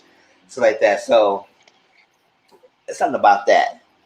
Let me see, beat around the bush. Yeah, so I think he will say he will say yes to that date, because we see her more often. Oh yeah. Yeah, he definitely will say yes, because he said he had a strong vibe with her, and he liked what he see, and he want to continue on. This is maybe because he's like that somebody else is feeling him, so it could probably stroke his ego a little bit more. So yeah. Like, and I guess he want to get under her skin too. And I see like Damien's the type of person who would like to do that. He will do that. Just see how much reaction she get out of her to play games. I said, we don't got so much playing games, Damien. Sure. All right, the last couple is Jessica and Eric. All right. Of course, you look up. It's like that. Yeah, right. So Jessica and Eric, let me say, Eric is adjusted to life post NFL, and Jessica adjusted to Eric being fully committed. So basically, for that first year, whenever they started dating and stuff, she was jealous that he was an NFL player. He had all his groupies, stuff like that. He was a player, and she didn't like that, so she started being controlling and started being loud and stuff like that.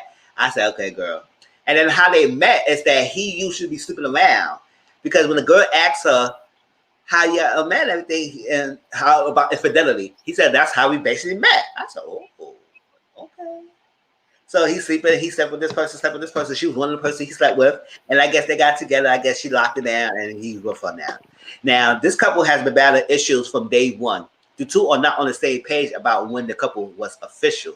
I said, that's messed up. You don't even know the date y'all got official. Oh yeah, listen. Sometimes people don't get on the same page of that, but at least I know something. But I don't know. So as she want the ring, she said it's time for the ring, and it seems like he's like, no, she's not ready. She's fearful, and she got so much fear, all that stuff. And why I'm not ready to walk down the aisle yet, because there's a lot going on. And I said, okay, we'll see where it's going. Let me see. What else? She thinks he wants to be on the street. Like, no, his friends in the streets, so he wants to be in the streets too. I said, oh, okay. I mean, what's he doing? He's selling dope, and he's outside all out of the night selling weed or something. What you giving us? What details? What details you giving us? I get what she's saying. No, yes, I get what she's saying. I know. No, not that he want to be in the streets. That he for the streets. He for the streets, right? He for the streets. He for the streets. That's community. That screams community peen. Community, yes. Community peen. That's community he's peen. He's a player. So now he's being committed now. Now she just can't understand that. It's like he wants to be around everybody, because later on it happened with the date. And she mentioned something that made Nicole really pause about. So Liberty. All right, so Shamara, this is the date right here. Kind of looks similar to Jessica, and they had a date, and they was talking, and he came in, and she went up the stairs because he told her to go up the stairs. And she said, oh, you just walk right in the house, Daddy. You just walk right in the house, Shamara. Ha. She didn't know her name, but she said, you just walk right in the house. And He was so excited. He was so giggly. He was mad. He put on his cologne. He put on all these extra chains and all that stuff. And she said, "Listen, I'm kind of nervous because he had me with his words, and he got me falling for him because his words. Even though we were sleeping around or something, that he got me with words. So I know he's not going to talk to the ladies. So he would get help as well. So I'm kind of nervous." And so she said, "Oh, you got a curfew. You got an hour. You got an hour in this date." And you coming back. So she's like, oh, okay, I don't want to be no boundaries, but okay, you get it down hour. They sit there and talk. And he mentioned how women cannot handle the truth. And I said, oh, that ain't the truth. It's like, so you meant to tell me you want to lie to this girl? So maybe that's what she can't trust you because you have been lying all the time. So what you have you doing in this relationship that make her can't trust you? So the fact that you say you can't tell her the truth, or you gotta sugarcoat, or you gotta dip it down with her feelings. I mean, Jessica seemed like she's a hardcore chick. She could handle what she got dish out, but don't lie to her. Maybe you was lying, and she found out you was lying. That's what she can't handle what you telling her because you keep lying all the time. And all that stuff. Let me see. He still got 50%. Oh, so when they came back and they discussed, she's saying that, oh no, I think he's doing this because he could smash and sleeping around. And she said, oh, so why we get to this point? So Nicole said, will we get there? Why the present time? Why we go back? And he said, well, he gave the energy. It's like he could smash someone. And she said she thinks that, yeah. It's not because he could get on a date. He just like he could smash everyone. And that's make me all upset about him. So, and her whole energy in this section, you could feel off that she was not happy when he was saying about his date. All that sort of that. She was like, She gave off that energy like was like, you better say what I wanted you to hear. Or what I hear. If you just say something wrong, you're gonna flip out. And also like that. And that's what she was like, when he was praising the lady and all that sort of that, she did not like that at all. And then she said, oh, well, he looked like he gonna smash. And he said, oh my gosh, that's not what I'm into right now. And until he said no, he don't want to go on another date with her because yes, she's good, but she's not giving anything different more than I already got. And she was so happy and smiling and cheesing about that. I said, oh, so you want to hear what you want to hear, girl. But I don't know. There's something about that relationship because she really wants that ring. And she said, if I get the marriage and I get the ring, it's will make him fall in line and everything that is having on. And it's, I said, girl, he came on the line and it was good when she got married. So you expected that getting married will solve all the issues you have. It's going to cut off everything you had. So tell me what your feelings about Jessica and all that stuff like that. Because she was another one who was very bothered about this date and she didn't like it and all that stuff. And it reads in her body, her aura. It was showing.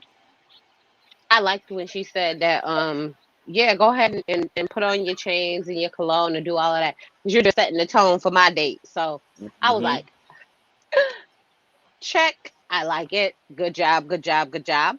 But I definitely feel like she is one of those people who just want to be married.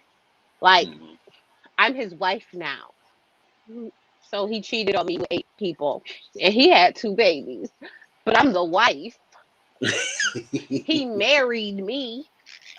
She gives me pick me, pick me, pick me. I'm good enough vibes. Yeah. You know what I mean? Like, I just Because he want to told her be at all the married. people she slept with, right? Yeah. Yeah, because of all the stuff that she's been through to be with him, to get with him, to lock him down. He was with multiple people, when they first got together. With all of those issues and all those things happening, I do think that she just wants to be married to kind of solidify and make herself have some sort of security. Um, but he's still gonna cheat and she ain't gonna leave. Um, she just wants to be the wife. Mm-hmm. She definitely gives me that I just want to be married vibe. Like, And hold the title, yeah. yeah, happily married is absolutely not commit monogamous. No, none of those things matter. I'm the wife. Like, Mm-hmm. I hold this title, I hold this place. Yeah, I'm the girlfriend, but any of y'all can be girlfriend. Um, I'm the wife, so Mm-hmm. respect me. Bow down. I'm the wife. I take first priority. I get to pick the days of the week that I get him, and then y'all get the days of the week that I leave behind, honey. She gives me that vibe. That's what I get from her. For real. And it's fact that she said, look, I know him. If we break up, he's just going to continue to slang it around the city. I don't disagree with her there. I don't think so either. I mean, he was part of that life, and he had the access and the means, but she stuck around him all this time for doing that. I mean, what make you think he gonna change out of something? He tried to make it seem like he changed, but I don't think so. Not at this moment. But, definitely don't think so at all. But then it's like he didn't never really lose access to that life.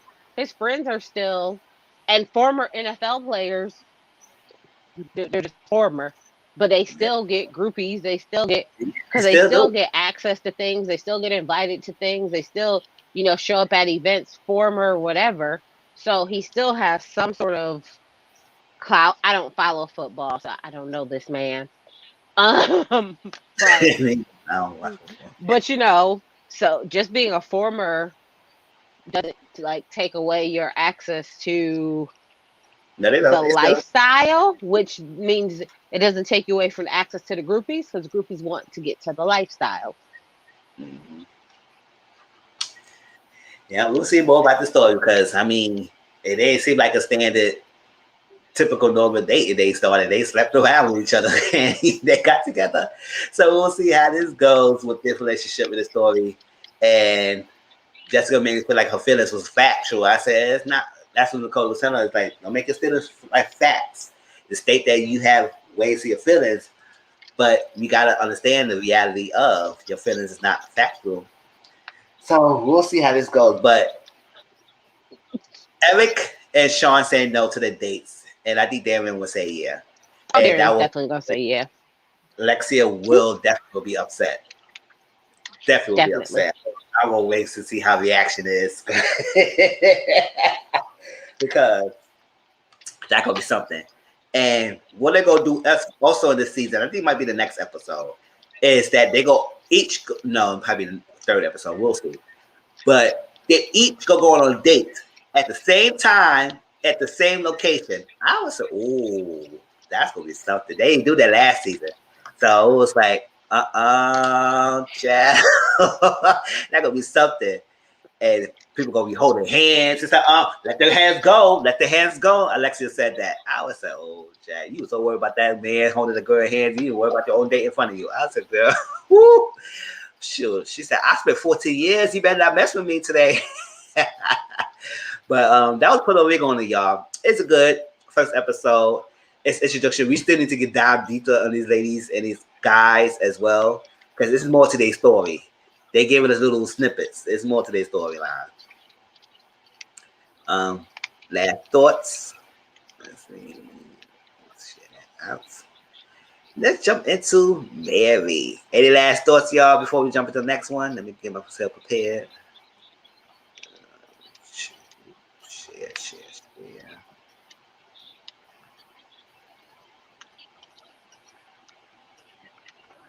All right. I said that Mary, her outfit with her performance style, she was rocking it. I said, all right. I said, go ahead, Mary, you gotta do what you gotta do, girl. All right, y'all. So Mary, if y'all haven't seen it, Mary J. Blige came up with the My Life movie documentary that was on Amazon Prime. And it's basically celebrating the 25 years anniversary of since My Life has been released. And y'all know that album was the major turning point in her career. Because What's the 411 was good. But when My Life came, that took her freaking career to the whole new level. And we got the more background story about this thing. So she's the queen of hip hop and R&B, the queen of hip hop soul and all that stuff like that, because she's the genre who made dancing and singing on hip hop beats like the thing here. And she was that girl. And we found out that throughout her whole success, especially the beginning stages of success, yes, she's successful outside, but the inside, she didn't feel successful. She didn't feel happy. She didn't feel like she was good enough and everything like stuff. So she got the inside matching her outside worth. it was just all like going through the motions, basically. And my life was my life was the darkest album that she created. She created 13 albums so far, and my life was the darkest. The pain, the sadness, the stuff that she was going through in this album. And so what? To tell you the truth, like this album came out in 1994. I was around third or fourth grade when this album came out, so I didn't know too much about Mary's life. My mom is a big Mary fan, so she. And I said the reason why I resonate with a lot of she was saying, and that got me a little emotional because my mom said she went through a lot of things that Mary went through growing up, being abused and molested and taken advantage of and stuff like that. And all stuff. So I was like, wow. And she had to survive. And she was very depressed. And she didn't love herself at that point. And I was like, wow. So her inspiration of her journey, when she heard this song, Everybody Loves the Sunshine by Ray Oyers. I think that's saying his name. Air. Everybody loves the sunshine. And that's like her staple. That's like her model. Like we all got this model in life that we choose a song that like mimic. It's like, oh my God, that's our life. And I think that's what's the thing. She said it's the sunshine. And it kind of gave her the engine to move forward. Thing. It's like to go forward with her dreams. And she told us that she got divorced. Her parents got divorced when she was around 5 years old and everything. And her sister, her mom grew raised her two daughters as a single parent household in a project in the Yonkers. That's a hard name to say. Shibalon Projects houses in Yonkers. And she said the first day she got there, they were fighting and all that stuff. So it was a rough, very rough neighborhood. And yes, going to projects stuff like that was rough back in the days, in the 90s and stuff like that. You had to fight. It was violence, fighting. You had to prove yourself. It was very hard. And the prime time of drugs was prevalent as well. It's very hard for her. So her escape was music. And let's stop there and get your thoughts there. And we're going to continue on her story. I love Mary. I've seen her in concert twice. So I had heard her like do some other interviews kind of talking about like this album and it being like the turning point for her and things like that. But I had never heard her go into so much detail kind of about the album. Like, she had always said like, oh, like I put everything that I have ever felt into the My Life album. Yeah. My relationship at the time, everything that I was dealing with in my life, blah, blah, blah. But it was watching her re-watch the old videos of her back in the day, or watching her listen to like the actual like records of herself singing the songs, because the record isn't the pristine, cleaned up version that you get like on a cassette tape or on a CD. Like, the record didn't have those abilities to like perfect the sound. So she could hear those things and to see it bring her back to that place that she was when she was singing the songs or when she was writing the songs was just so like impactful. Definitely was. I was like, oh my gosh. Because it brought me a little bit of tears in there. I ain't cried, but it was getting close. And I was like, okay, man. All that stuff. And we found out she never really smiled when she was growing up. She never really smiled as a teenager and all that stuff because it was a hard time. Father was not around. Mom's single parent household. She'd been abused and she messed this up. It took a shine away from her. That's why she gravitated to that song so much. And she's turned to the substance abuse and stuff. So how she got her break is when it was a mall she went to, and they had like a booth that you could create music, and you could create your music on a CD and something like that. You take it home and stuff like that. Do you remember those? Yes, I remember that. I was in college. remember those. I was in I college. remember those. That You happened. do I like was like, little videos and yes. stuff, or you could sing. Oh my god, I Yeah, remember it was the those. video booth one that you could create the background of the video and you could be in front of the video. Yes, and dancing. I remember that. And I said, I experienced that when I was in college because it was this thing. And they said, all right, who's going to have it? And I said, oh my gosh, they had the music playing in the background and you sing it and they put it on a CD and you can take it Yep. home with you. And you know, funny, you know what song I saw? I saw Beyonce Naughty Girl. I don't know what the hell I was saying. I was thinking, I was like, I was going I don't got that CD anymore. But that Oh. so I was dying laughing on myself after I did the recording of the song. Oh my god, that was funny. And so she did the song, Caught Up in a Vector, and her friend, I think it's her cousin, somebody, Jeff Reed, was moved by the song. So what he did, he said, "You know what? I gotta send this demo to somewhere. I gotta send this demo because the voice, we never heard this type of sound like that. She had that soulful pain kind of voice, and it moves you. And so young age as that to sing something like that, and that was on the Baker album and so like that. So she was like, gotta do that." So he went to Andre Harrell. You know, he passed away. Andre Harrell, and he was Uptown Records, and he said, "Who's this girl? Who's this girl? Mary?" He said, "Oh, I go to her place." He came in with the freaking BMW, whatever he's there, with the freaking nice little shoes and stuff like that. And Mary was kind of nervous. She said, "Oh no, they gonna do something to him. He's so flashy." And she said, "Come on, come on." And then he said, "Sing." And she never was afraid to sing. So she sung he said he sung the whole Nita Baker album, Bachelor album. And he said, wow. And from there, he said, you're going to be a star. But she didn't believe in herself. She was like, okay, yeah, you say that. Because, you know, people make promises. And usually they can take it away from you. And that's why she looked up with Puff, you know, named Diddy now. And he was part of the record. And he wanted to make his big break in the industry. And he did that with the Once the 411. He was very enthusiastic. He was like, listen, you got this, you got the thing. Create her image, like ghetto fabulous kind of image. Like she was a street, but at the same time, she was ghettofied and had the hook and all stuff like that. Jessica Cole's mom, who was Diddy's first son, baby mom, Misa, she was a stylist. So she styled Mary with the iconic looks that she had back in the day. All that stuff with the fur and the thing, the hat. All I said, like the ghetto fabulous type of thing. And with the voice, that was good. And they created What's the 411? And that was a good album.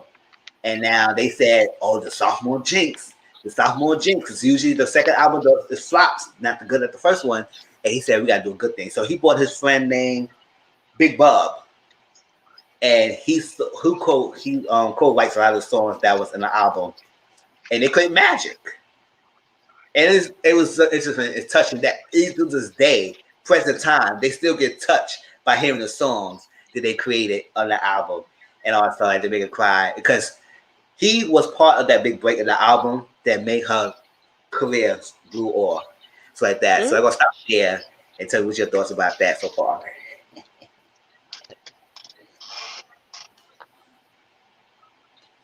Like to this day, I'm going down as like one of my top 5 Mary J. Blige songs, hands down. Like hands down in my top 5. Um, but it was it was nice when you had a blank canvas because nobody had ever done it before. So Mm-hmm. you could literally do and be whatever it is that you wanted to do and be and make that what you present to the Mm-hmm. world. Because right now it's like I'm like Sweetie, Normani, they're all the freaking same. Like everybody's the same. Everybody like outfits, dress, the way they rap, the things they do. It's Mm-hmm. all very similar, right? But Yeah. Mary, because she was the first, she was able to set her own path. She was Yeah. able to figure out how she wanted to look, how she wanted to dress, what she wanted to be. And there was no expectations for her to do. So to see like, oh, you know, like when Misha said like, oh, we didn't have any like relationships with fashion houses, so we would custom make her things, we would custom do things. So you knew that back then that was like this, that was the style not only that looked good on her, but she felt comfortable in. You know, Mm-hmm. so you never really, especially back then, you didn't really see like Mary in like high heel shoes and stuff. Like it just wasn't her. It wasn't her vibe back then.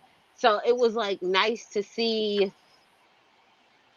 kind of her transition through and kind of be the stamp to say you can mix streetwear with shoes. You could mix, you know, these different. You could do a backwards cap, a bralette, and some jeans. Like Mm-hmm. she was the person who started, you know, chic ghetto fashion, like that crossover between streetwear Yeah. and like femininity. And it's okay, Mm-hmm. you know, to like be multifaceted all in the same thing. So it was nice to see like uh, I had a basically a blank canvas. Like Mm-hmm. Aaliyah got it from somewhere, Yeah. Mary. You know what I Yeah. mean? So it's like when you're starting to see this, you're like, you modeled this from Mary because Mary started this because there was no one doing it before her. Mm-hmm. For real. That's it. She started that trend. She definitely did. And she was a inspiration for a lot of people. Even at that time, she still didn't feel very happy, successful, and stuff like that. And she was getting success. She was going on tour. She was selling out records. She was doing this like that. But at the time, it still was a dark craziness for her and going through a lot. Now, on top of the drinking, the drugs, and stuff like that, she was in an abusive relationship. She was dating this guy named Casey from Jodeci. You know, that's the group Jodeci. We all grew up with Jodeci and stuff like that. So I was too young to Yes, even we know did. who she would date. So like that. So I was like, oh my gosh. You She didn't know did it was Casey and Mary? Baby! What? know. Like I said, I was young, Yes. maybe all this stuff like that. So until I got older, I was like, okay, it was going on and stuff like that. But I wasn't. That's why I was so. I like this documentary because it gave me more insight in her life. And I was like, oh my gosh, I didn't know all this stuff like that. I know she was going through troubled times because my mom was telling me about Mary. But at the same, I was like, wow, I didn't know that. But yeah, she was with him, and he became very abusive. I mean, at first it was real good, and he gave her the self confidence that she needed because she said she got enthusiasm from Diddy, but she got the self confidence when relationship with Casey. Hmm. Listen. I'm 35, but I ain't know not much of life. Maybe like when I was growing up, I was more into my school and education and my games and childhood. And I guess I grew up with the music, but I wasn't following this some of these music like that. No, following their lives. I was liking their music, but I wasn't following their lives like that until I get bits and pieces here and there. So I didn't know that she dated him and stuff like that. So and that was Yes. something new to me. Just like I didn't know much about. I heard about Tina, her Mike, the issues like they was going through, but it was a lot more stuff that she said that like I didn't know she got remarried, all that stuff like that. It was a lot of stuff that details that I wasn't privy to, or I was probably wasn't focused on their lives like that. I just was mostly focused on just the music. So I was like, yes, it's always a background story to that. So I was happy to even watch this documentary. So I said, oh my gosh, that's what make you help You don't impact. remember they did music together. Like Casey and Mary. Yes. I don't remember that at all. I don't remember that. I have to go on because I may probably listen if I hear the music song, I would say, you know what? I heard this before. And I would say, you know what? Because to be honest, y'all, yesterday, I said, all right, I go watch the My Life. We're gonna talk about this live. When I went to the My Life album, I downloaded most of the popular songs. But when I heard the album, I said, yo, I know this song. I know this song. I was downloading most of the whole CD, the whole damn list. I said, I know this song. I know this song. I know this song. I was singing this song. And I said, God, how the hell it's like I didn't forget the music because when you listen to a song you haven't learned for a while and you go back to listen to it, I said, "Oh snap! I was just be jamming good in this song." So that was that, and I didn't remember that. I did not remember that she dated him. Maybe I wasn't focused on a private life, but that was part of her journey of why she created that album because his abusiveness and doing all this stuff. I'll tell him about that. Wait. Ma, I'll call you right back. I'll call you back. I will call you back. Okay. All right. Yeah. So I was like, oh, it was good. So he's abusive and everything and all that stuff. And after a while, he's like, you know what? This relationship is taking a toll on them. And it's kind of a negative impact to both their lives. So they had to end that. And it's one time it was very scary that he came in and just was going off. And I was like, oh my God, no. So she had to get through that. And it was kind of manipulation in his part and trying to manipulate her, trying to bring her down. How the male dominant industry, they can't deal with the stress and she gets successful and stuff like that. So she had to move away from that. And I guess from that, it fueled her with the My Life album and writing the songs and everything and trying to be happy and all that long. And it was out going down, don't go, and both favorite songs that I listen to about love. And she just wanted to practice self love and be there and to say, you know what, I gotta love myself. Because she said, how can I love somebody else? You know that song, that single line? If I can't love myself enough. Yes. That was a point. She would say that was one of her favorite lines. I think she said that was one of her favorite parts of the album. It's like she had to be happy. And she had to love herself. If she can't love nobody else, if she can't love herself, so how she gonna go along with this journey of loving other people and having other people define their love for her, but she can't love herself? So as the years go by, she still was struggling this thing, but she got better herself and influenced other ladies and other women about loving themselves and going through this stuff. Even though she was still making decisions about, her divorce of Kendall, all that stuff like that, and how that was. And she said she gonna pick herself no matter what. 100% from now on. She's 50 years old. It still look good. And love Mary. Yes. So, and she sung throughout the episode, throughout the movie. She sung little of songs live. I thought she was going to do a little live concert at the end, and we are going to see all the songs. But it was bits and pieces. Maybe I catch it on YouTube or something like that. But we just last little thoughts about that. I love that Mary has always been unapologetically honest. That's probably one of the few, she's probably one of the few artists who the good, the bad, the ugly, anything that happened in her life, she has always been very upfront about, and Yeah. she didn't always necessarily go into details about things, Yeah. but she never shied away from something, which I really appreciated about Mary, is that she was always just that. She always felt very relatable. Like Yeah. she was a huge celebrity, but she was just like your auntie. You know what I mean? Like she was that real cool auntie, even though she really wasn't your auntie. But that's just the persona Mary has always given off. Um, and then to hear her say in the thing like, "Oh no, I used to be like I used to be real mean. I would be like real cold, real direct. I didn't want to answer questions. Like that's how she would try Hey, and protect herself. how's it going? So it was like even she even knew, hey Renee, she even like knew that about herself. Like it was her defense mechanism to try and protect herself when the interviewers will ask questions or say stuff that she didn't feel comfortable answering.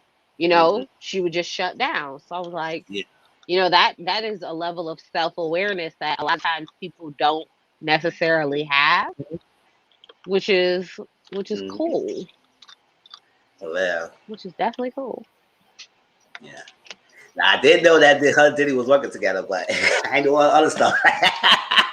Yeah, that Diddy basically was like Yeah, that. She was like Diddy's first like project. Like yeah. Mary was his So I remember first that. solo. Yeah, Yeah.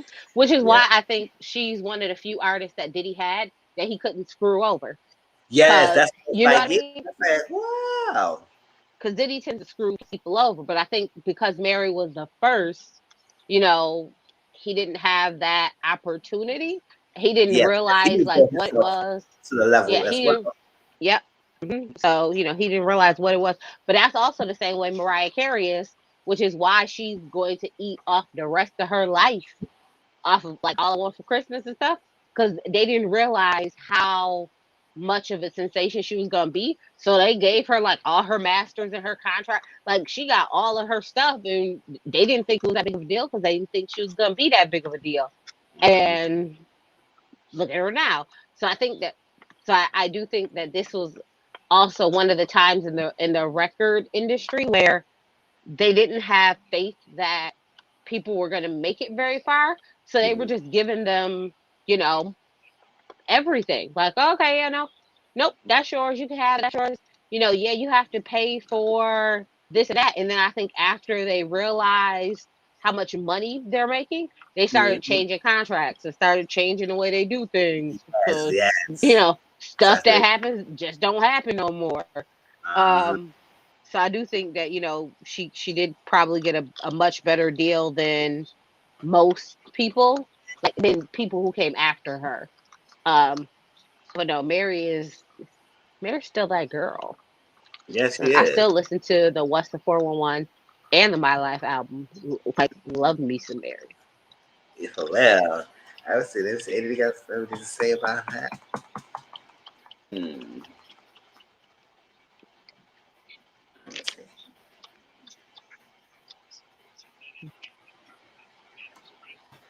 So let me see what else she said.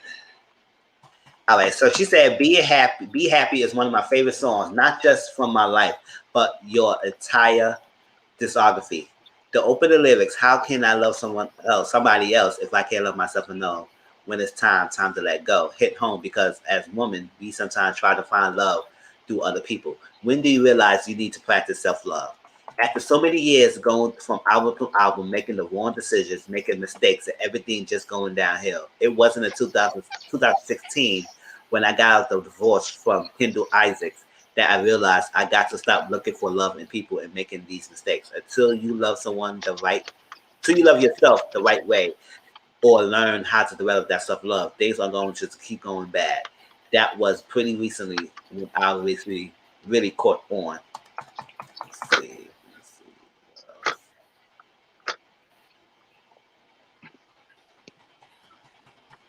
Oh yeah, this inspiration about her style. I love that. During the my level on my life ever, you were also becoming a fashion icon. You and stylist Misa Houghton have been close for years, especially to want to become super duper fly furs, chains, and earrings come from the hood.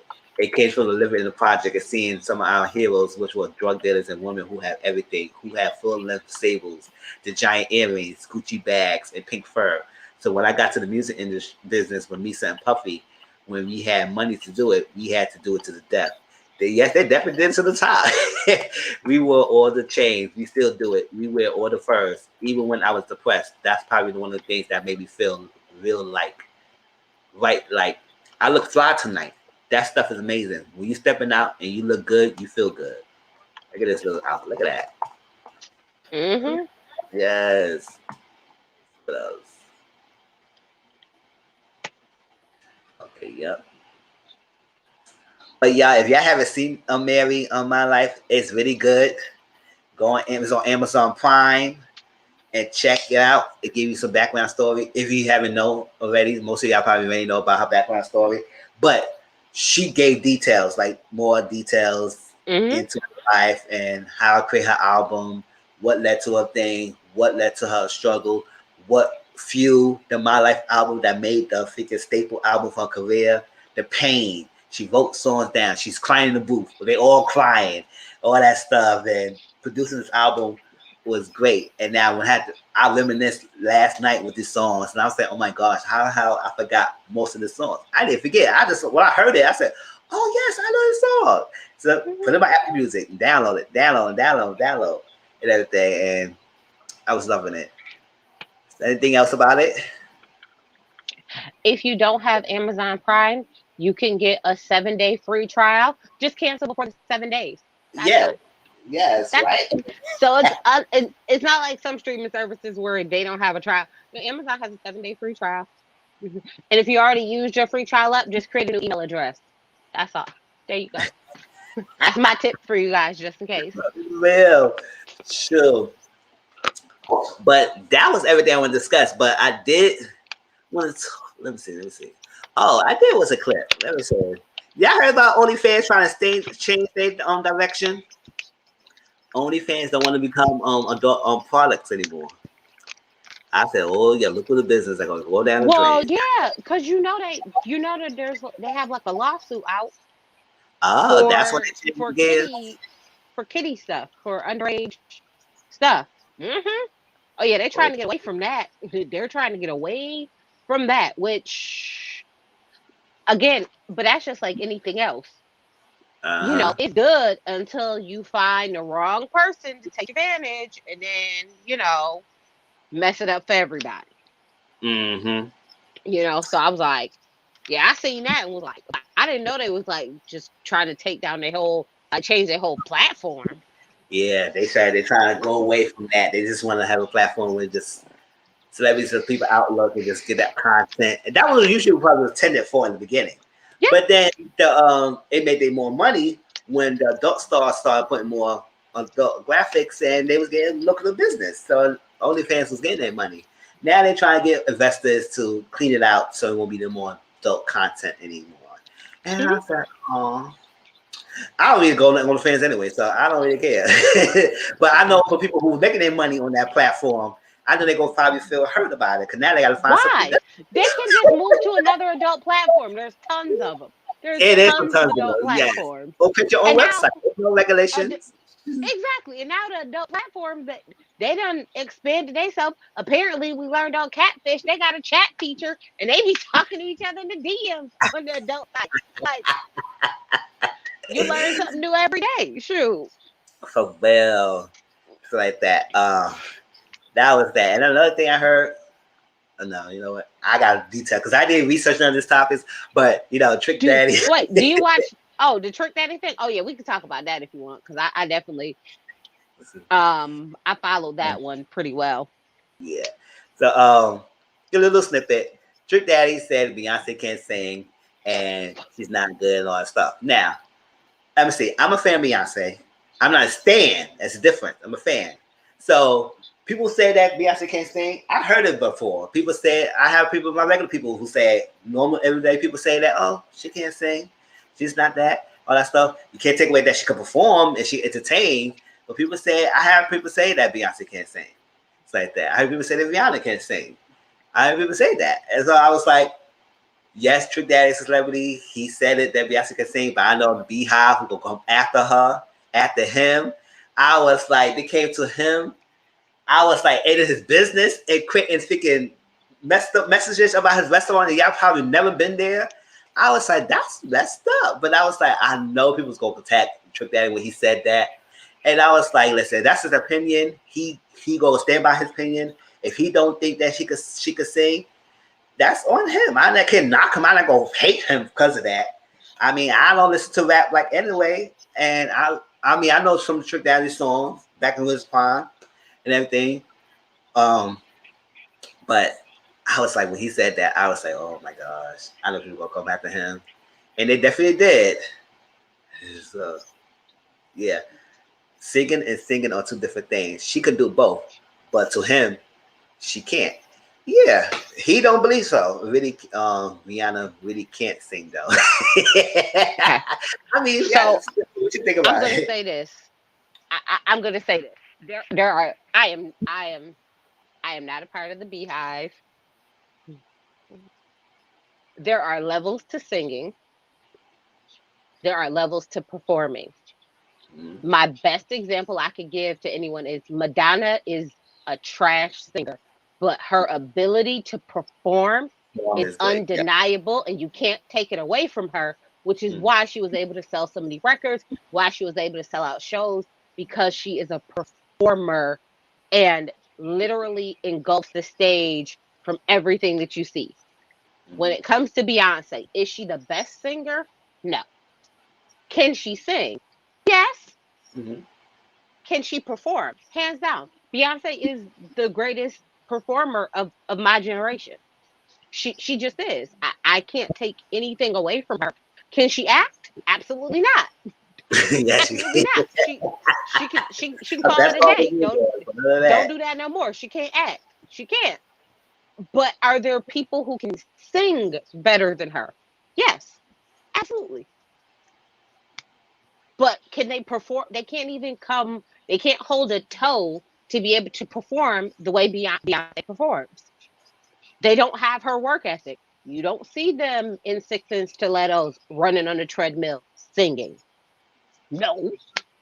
So no one can take away her credit as being a phenomenal performer, Mhm, as being a phenomenal all around artist. Because even some of her visuals, her concepts, you know, the fact that she creative directs a lot of her things, as far as her outfits are concerned, the stages, the structures. So ta- taking all of that collectively, yes, Beyonce is one of the greatest entertainers of our generation. She mhm. is. Are there better singers than her? Yes, yes, there are. But it doesn't take away her talent. I mean, she. We say what you want. Like we all watch Dreamgirls. There's Jennifer Hudson singing, and there's Beyonce singing. Two very different types of singing. Two very different styles. Two very different. They're very different. Mhm. One of them are a much better performer than the other. One of them you'll actually pay to see in concert. They're just very different. But I don't know what else to say. I think it's really Beyonce also like does things differently, but the way they went on Yelp and tore that man's restaurant down Oh my was god. atrocious. Like atrocious. The Beehive has no they have no they have no chill. They said they'll come for our queen. We didn't ask for your opinion. So when I went to the Yelp to see, and you see it's like tons of little bees. I was like, seriously? Yeah, 1 star, tons of little bees. I was Thank like, you. y'all is a mess. The way y'all just did this man's restaurant, Man, ooh, I a was like, mess, wow, I didn't even child. that far. But I was saying, I know people will go after him when he said that. I said, oh my gosh, Trick Daddy. I know why you say that. I mean, if that's his opinion. He feel like that's what he wanted to say. It's his platform. He can say it. But I know people's gonna come after him. I said, whatever. He said what he Shoot, said. look. Trick Daddy was the only one who was stupid enough to not think that it would come after him. I was like, shoot, the Beehive don't care who you is. Like, That's what I'm saying. they don't care Yeah. who you are. They gonna come I after. was like, mm, Listen, sometimes I be like, oh, y'all is ruthless. for real. I was like, oh, Trick. But oh well. And then another thing, I said, hope he's not going down another path again. Chris Brown slapping the chick weave off, basically. Y'all heard the details about the storyline because I didn't wait it, but I was heard about it. I said, oh, not again. No, we can't do this again. Yep, I heard about that story too. I was What like, happened with that? I was like, what? Child. I said, I don't Chris know why Brown, people trying to you act you like can get pissed off and thinking slapping people like that, especially females. If you so pissed off, go have sex or something. Like, what the hell? Shit. What happened with there? what happens. Chris Brown is a nut job. I don't know Yeah. why everybody's acting like we're all surprised or shocked I mean, he or did it before. It could happen again, but I was like, gosh, girl. anything else. When I was looking at, I was trying to read the thing. I was like, so wait, she wouldn't leave? Wait, what? I was like, the details on the actual story was so vague when it came to talking about it. Because I was like, so Chris Brown, you know, took you and your wig apart, like, y'all removed itself. And I was like, now, was it a lace front wig? Was it glued down? Like, did you just have a band on? Like, what type of mess is that you would think? I was like, help me to understand, How the hell like, Kate walk? He's how like, that happened. Not to say anything, but I'm like, you was in his home. Like, yeah, so the story was like real vague. It didn't give very many details, but it was like, oh, the I was police gonna be came for battery. She was at his home for the weekend. Apparently there was like a birthday party. hmm I was like, to the point that she didn't want okay, how did that turn into I took your thing off? I was like, I just don't understand. to. Like, so they didn't give very many details. Hmm It just, basically said you was at his house. There was a birthday party that weekend. The police got called. He slapped your wig off. I was like, this story was real, like, missing pieces. There was no, like, I was like, details. what happened? I was like, Yeah. oh, man. hmm I was hmm Yeah, it was definitely very much so. It was like, there was a party at his house over the weekend. He slapped your wig off. Hmm. when I saw that, I said, "Oh my gosh!" They should have laughed because I was like, "But he said he slapped the weave off," and they said the weave. I said, "Dad, he slapped the weave off." Like, what the I was asking. I was like, was it glued down? Was it just a strap? it was a hard slap that she just wiggled off. I was like, "What the hell?" I was like, "Wow!" And the way how they presented it, made it funny. It's not funny that she got slapped, but it's how they presented it about the slapping the weave off. I was like, Yeah. hey, he said, oh, she slapped the chick. He said he slapped her weave off. I was like, wow. I was like, Yeah. So I was real confused when it came mm-hmm. to that story. Wait, are you on TikTok? No, I have it on my phone, but I'm not. I ain't putting no creating no account and all that stuff yet. Did you hear about how the black choreography, like the black content creators are sh- doing like a strike and they're refusing to create like dances to go with the new songs that Yes. come out? What happened to the next dance craze? I was like, what's happened I to was the next? listen, but I kind of agree with them. I agree with them. Um, so the so what has been happening is smaller black content creators on TikTok have been creating dances. Yes. Larger white content creators have been copying the dances, doing the dances, and then ending up on late night TV shows. Oh. They've been advertised on, celebrity pages. They're getting all the buzz and hype, and they're Mm. getting millions of followers, which means they're getting paid off of a Yeah. dance that was created by someone else, and they're not crediting the person who actually made the Yeah. dance. So this Mm-hmm. person who actually made the dance, they're not getting anything because everyone's going to this other person. So all the black dance content creators band together and said, we refuse to create another dance craze for you to steal it and make money off of it and now become a huge TikTok celebrity off Yeah. of a dance that we created. And I was Yeah. like, I agree with them. Yeah. I understand So that. Yeah. then Meg's new song that she just came out with, nobody will Stop make a this. dance to it. Yeah, no one will make a dance to it. So of course, there had to be one of us who wouldn't go along with the band because there's always one who Mm-hmm. refuses to be a part of it. And she decided to create her own dance craze because no one else was creating one. So she figured, oh, she'll blow up. Oh no, the same thing happened to her. The little white girl came, took the dance, you know, put it on her thing. It got like 3 million views or 3 million whatever. in a couple of hours. And when the comment section went, it was like, oh no, this is this person's thing. This is this person's thing. It was like, no, you need to credit this person. This is who made it. This is who made it. She just deleted the video because she refused to give credit to the little black girl. I was like, but honey, they've been telling you that this is what they've been doing. So why Yeah. did you think you would be any different? See, we all need to stick together. We say we're banning this, so this other group of people can't come and snatch it up and take credit for something that we do. We need to stick together. We need to stick together. You know about her history. They've been doing that for years. Sticking out ideas. Exactly. Exactly. So TikTok is no different. I said I do agree. I do agree if they do that. Stop making, because I would say, yeah, we haven't heard a lot of these dance challenges and stuff like that for a while on TikTok. Every week was like a new thing, and that was like all of a sudden it just stopped.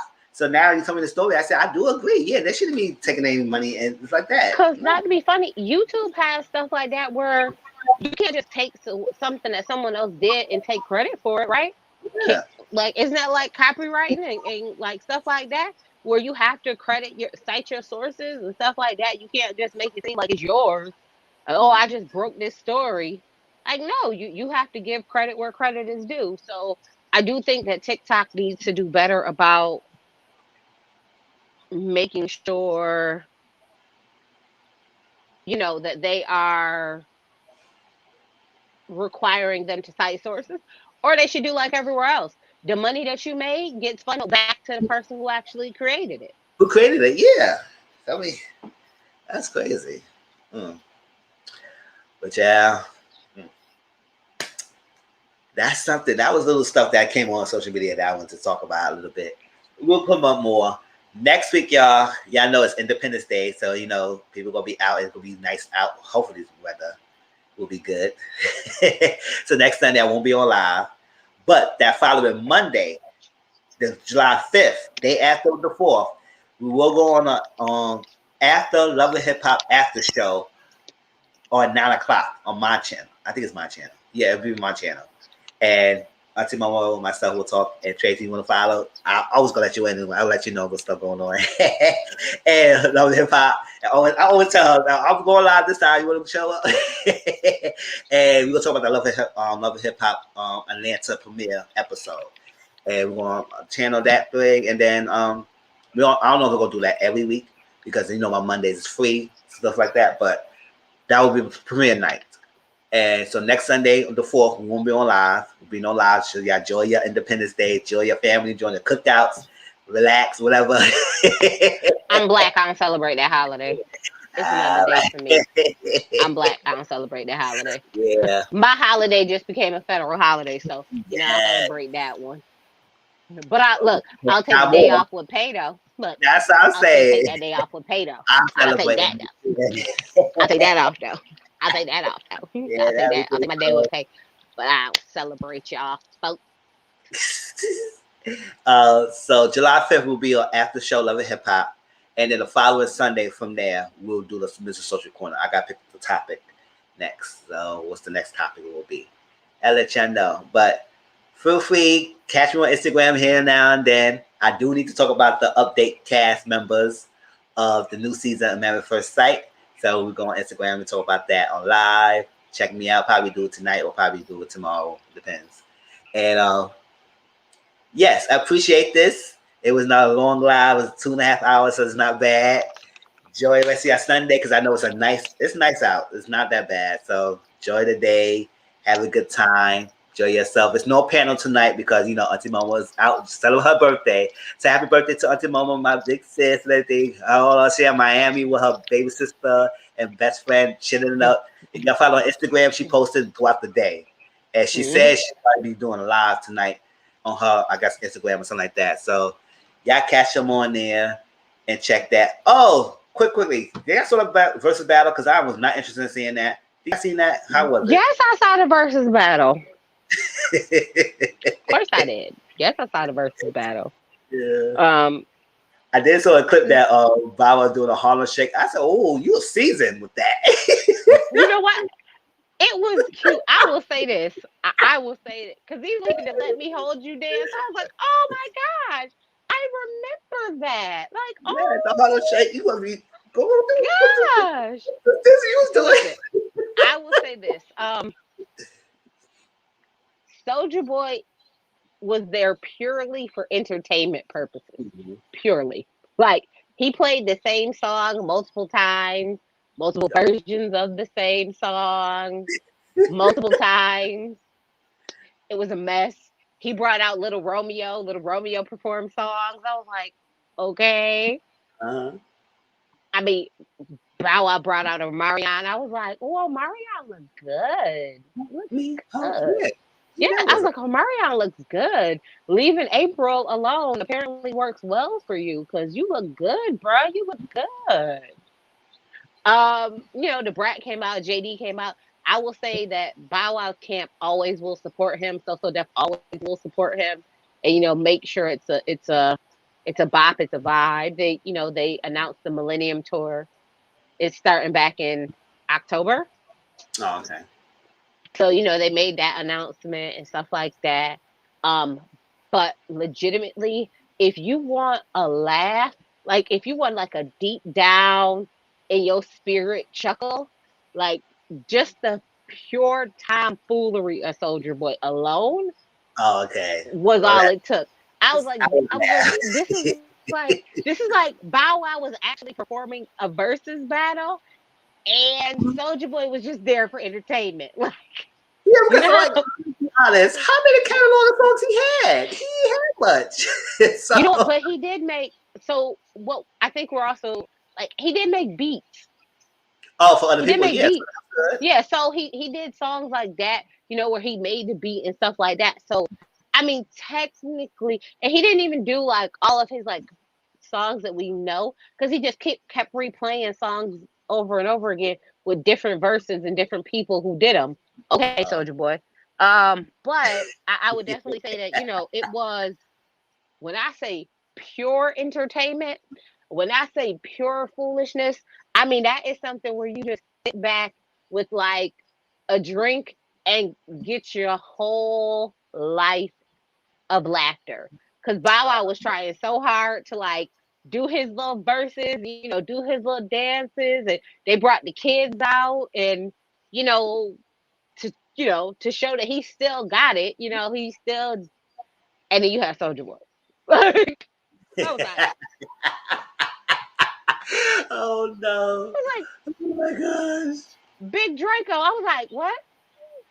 I was like, I'm dead. I was like, I'm done. I was like, I was like, he's a whole clown. I was like, he is a whole fool. Like, if this was a circus, Bow Wow was like, performing. He was the guy, with the lion and the whip and stuff. And Soldier Boy was the clowns that just came out to make everybody laugh in between sets. That's what this gives you. Okay. So yeah. So if you want to laugh, if you need a good laugh, Mm-hmm. All right, I'll check it out. I'll check it out. you're like, I know he did. Mm-mm. And then when him and Lil Romeo came out, it was like, you like we're like Kobe, MJ, and LeBron. I was like, I know you lying. I know you lying. I know you lying. What? I We don't like know the he Kobe, did. MJ, and LeBron of the game. I know you lying. I was like, Oh, that's delusional for you. That's the BD delusional for him. delusions of grandeur. Yeah. Delusions of grandeur. Because I was like, No. I know you lying. Okay. So when I tell you it was that type of foolishness where you was just like, wow. Mm-hmm. Look at the drugs. Look at the drugs. I was just like, Yes. Sure, yes. Oh my God, y'all. that's how. So that was versus. It was one person really trying to perform and one person cutting a fool.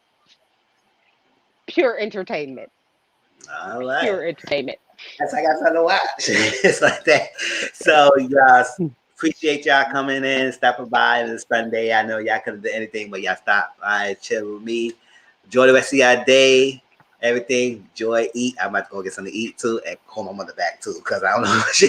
Yes, you better. You Gotta call my mother better. back. Yes, yes. And don't forget, Monday, July 5th, will be an after show of Love and Hip Hop premiere. Sunday, the 4th, we won't have no lives. So y'all joy. Be safe out there. Appreciate y'all. Y'all always hit me up on Twitter, Instagram. Twitter, Tom_Grown. Instagram, Mr. Grown. Hit me up, and stuff like that. Sometimes I like to get on cutting the food. I make my little posts and stuff like that. So enjoy it with me. All right. Talk to y'all later. Everybody with the outro. Love every each one of y'all. CM, Takola, Renee.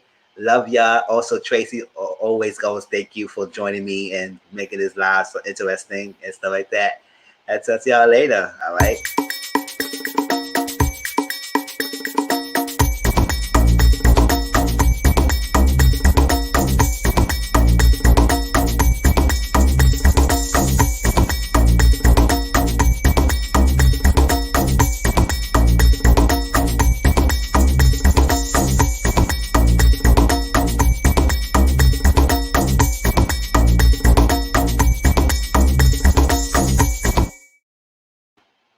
Yes, thank you. Yes, CM, you have a great, wonderful week as well. Enjoy your holidays. Also, Renee, thank you so much again. Yes, follow my Instagram, my Twitter.